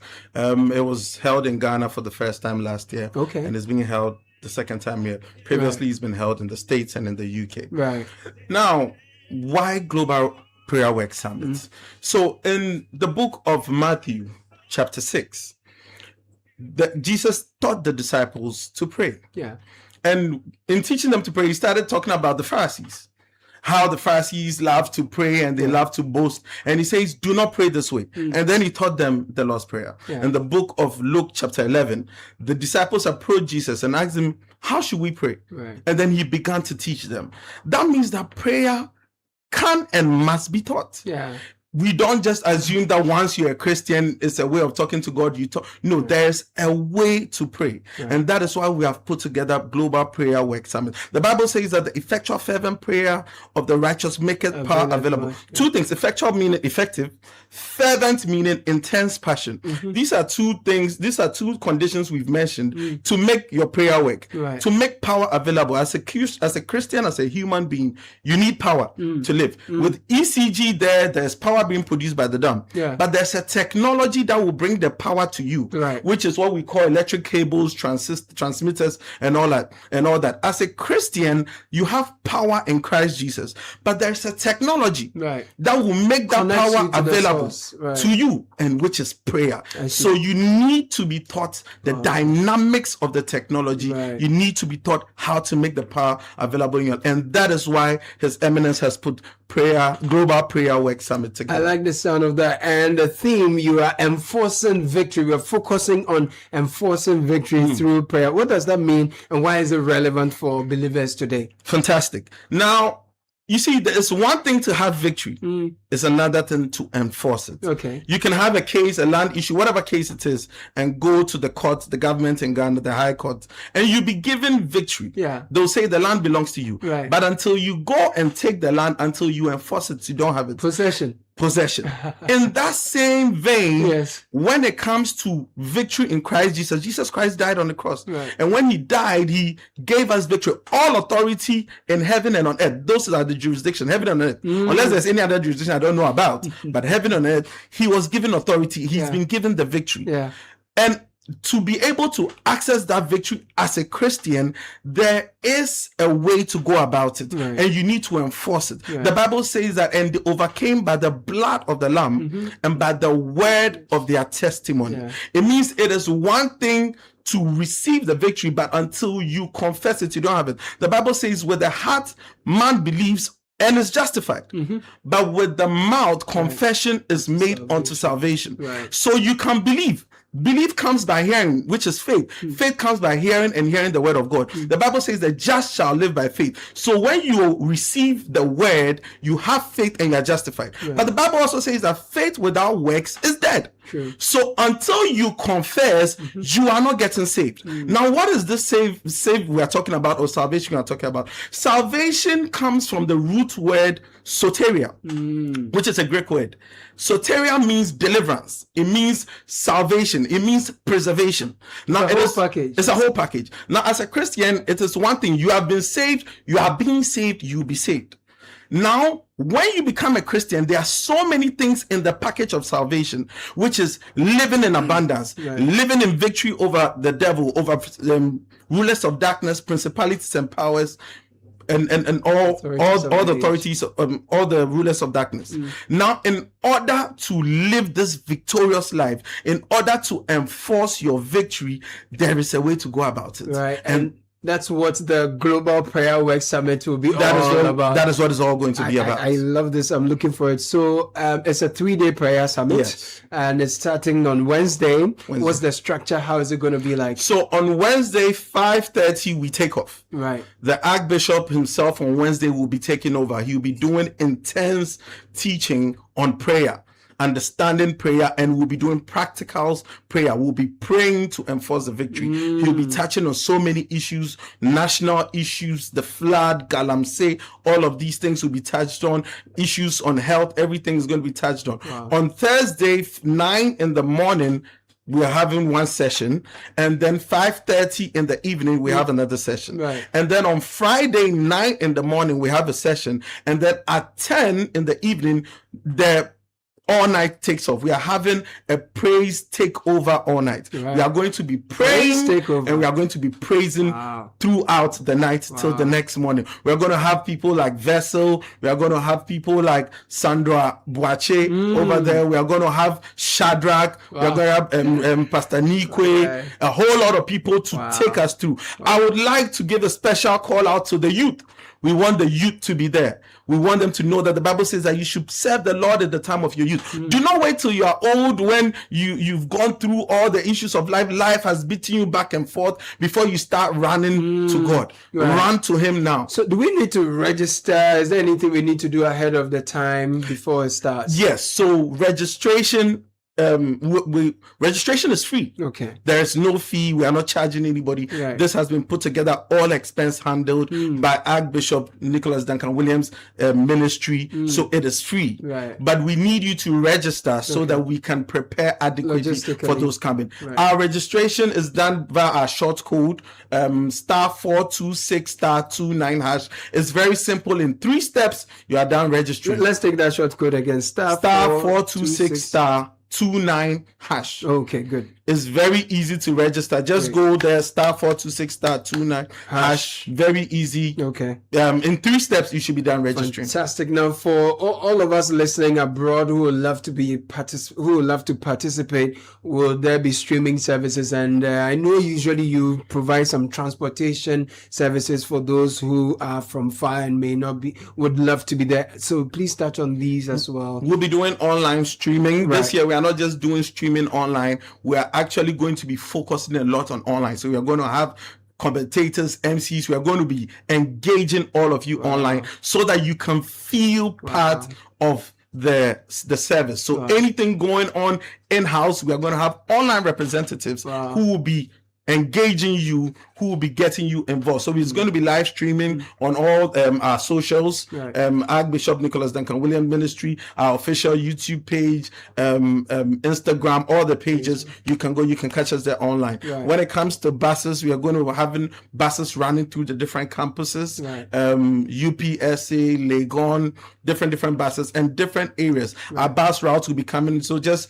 watch out on all our socials. We'll publish our bus routes so that you can join wherever. Fantastic. Tetelaya joins us. We are engaging him on the Global Prayer Work Summit. Nicholas Duncan Williams Ministry is holding this one from the 15th, which is starting at 5:30 p.m. exactly all the way to Friday. We have the praise takeover on Friday. It's prayer, praise all through the night. We are going to enforce victories. Look, we have a lot of victories that we have left unenforced though. Do you have any testimonies to share from previous Global Prayer Work Summits that can ginger us that we can also, or God is able to come through for us also? The testimony, loads and loads and loads of There's one that actually I'd love to share. There was a lady in one of the summits who had a lot of student loans and it was weighing down on her. In the summit, she received an email that all her loans had been cancelled. Just like that. Wow. In the summit. Wow. Yeah. So this goes to tell us that God can do any and everything. And we have victory. Victory over everything. Jesus Christ was there. They came, they wanted money for tax. He said, go to the fish. And the fish brought out gold coins. So we have our victory. We're looking forward to it. From the 15th to the 17th, it's going to be electrifying. You don't want to miss the Global Prayer Work Summit.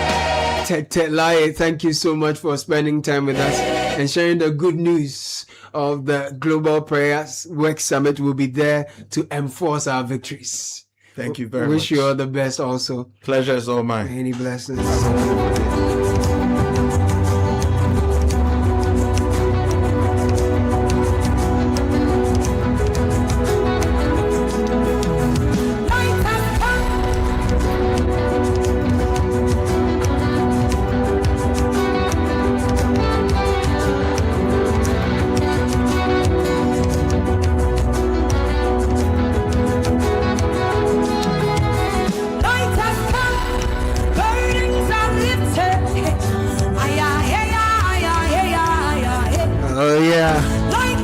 It's happening. And MTN SME Ghana Awards 2025 is also happening. We're inviting applications from registered SMEs operating in Ghana. The award is recognizing outstanding businesses that demonstrate excellence, innovation, resilience, and growth. Successful applicants stand a chance to receive national recognition, business support from MTN Ghana, a 1-year business insurance cover from Star Assurance Group, access to funding prospects, and many more.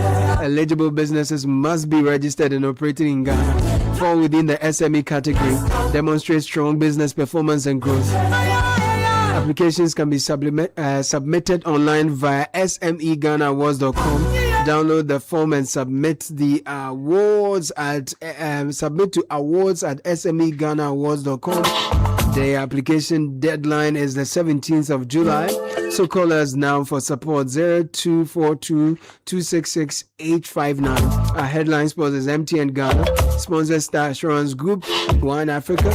Partners Ministry of Trade, Agribusiness and Industry, Ghana Enterprise Agency, POM Netherlands, World Association for Small and Medium Enterprises, and Ghana Investment Promotion Center.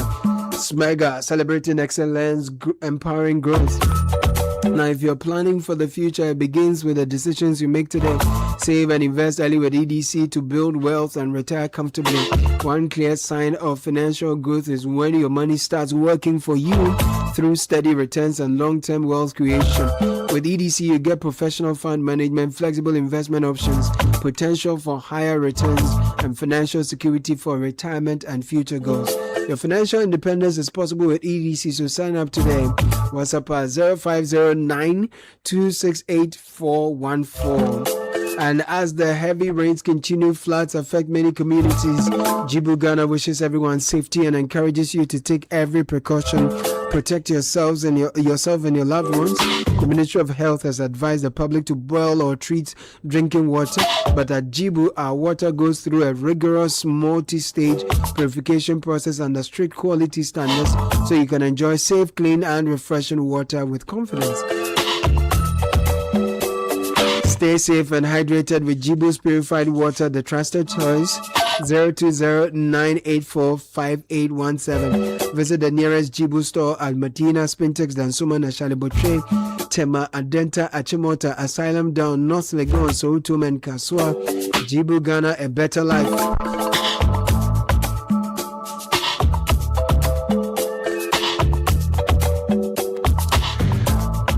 We all know that silence when your rent is due. You can't pick up that call. The shop is empty. You're pretending it's fine. Your salary finished 2 weeks ago. There's still a week to go. The goods are stuck at the port and the clearing agents keep calling. Business idea is ready, but the cash isn't. That silence has a name. It's money. Bills breaks the silence. Whether you need working capital, a salary loan, emergency cash, start-up funding, or all you need is your Ghana card. Call Bills Microcredit today. 0596-920-833. Break the silence. Bills got you.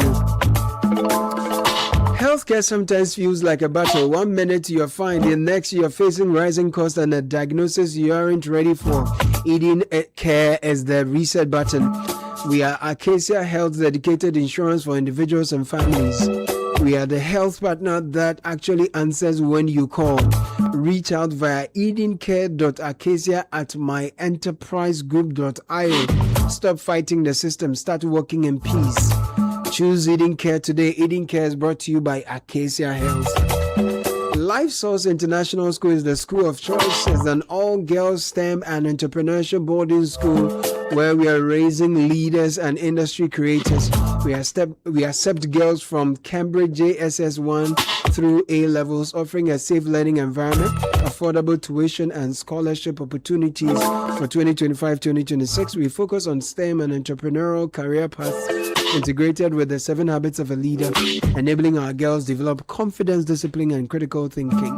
We are at Palm Junction in the Central Region. Call us now on 055-955-2263. LifeSourceGhana.org is where you can visit online to give your daughter an education that builds leaders. Enroll today at Life Source International School. My name is Caleb Kuda. Thank you so much for doing the listening. Bernardino Koku Abla, Richard De La Sky, Francisca Kakrafosen were here. Fred Tete Jabano, Shiba Abba Benin, Samuel Akon, Godfred Abekodum, the richest man, the team that puts it all together. Thank you for doing the listening. Now your quarter will take over your radio. Don't touch that dial. Have a blessed morning. Stay safe. Many blessings.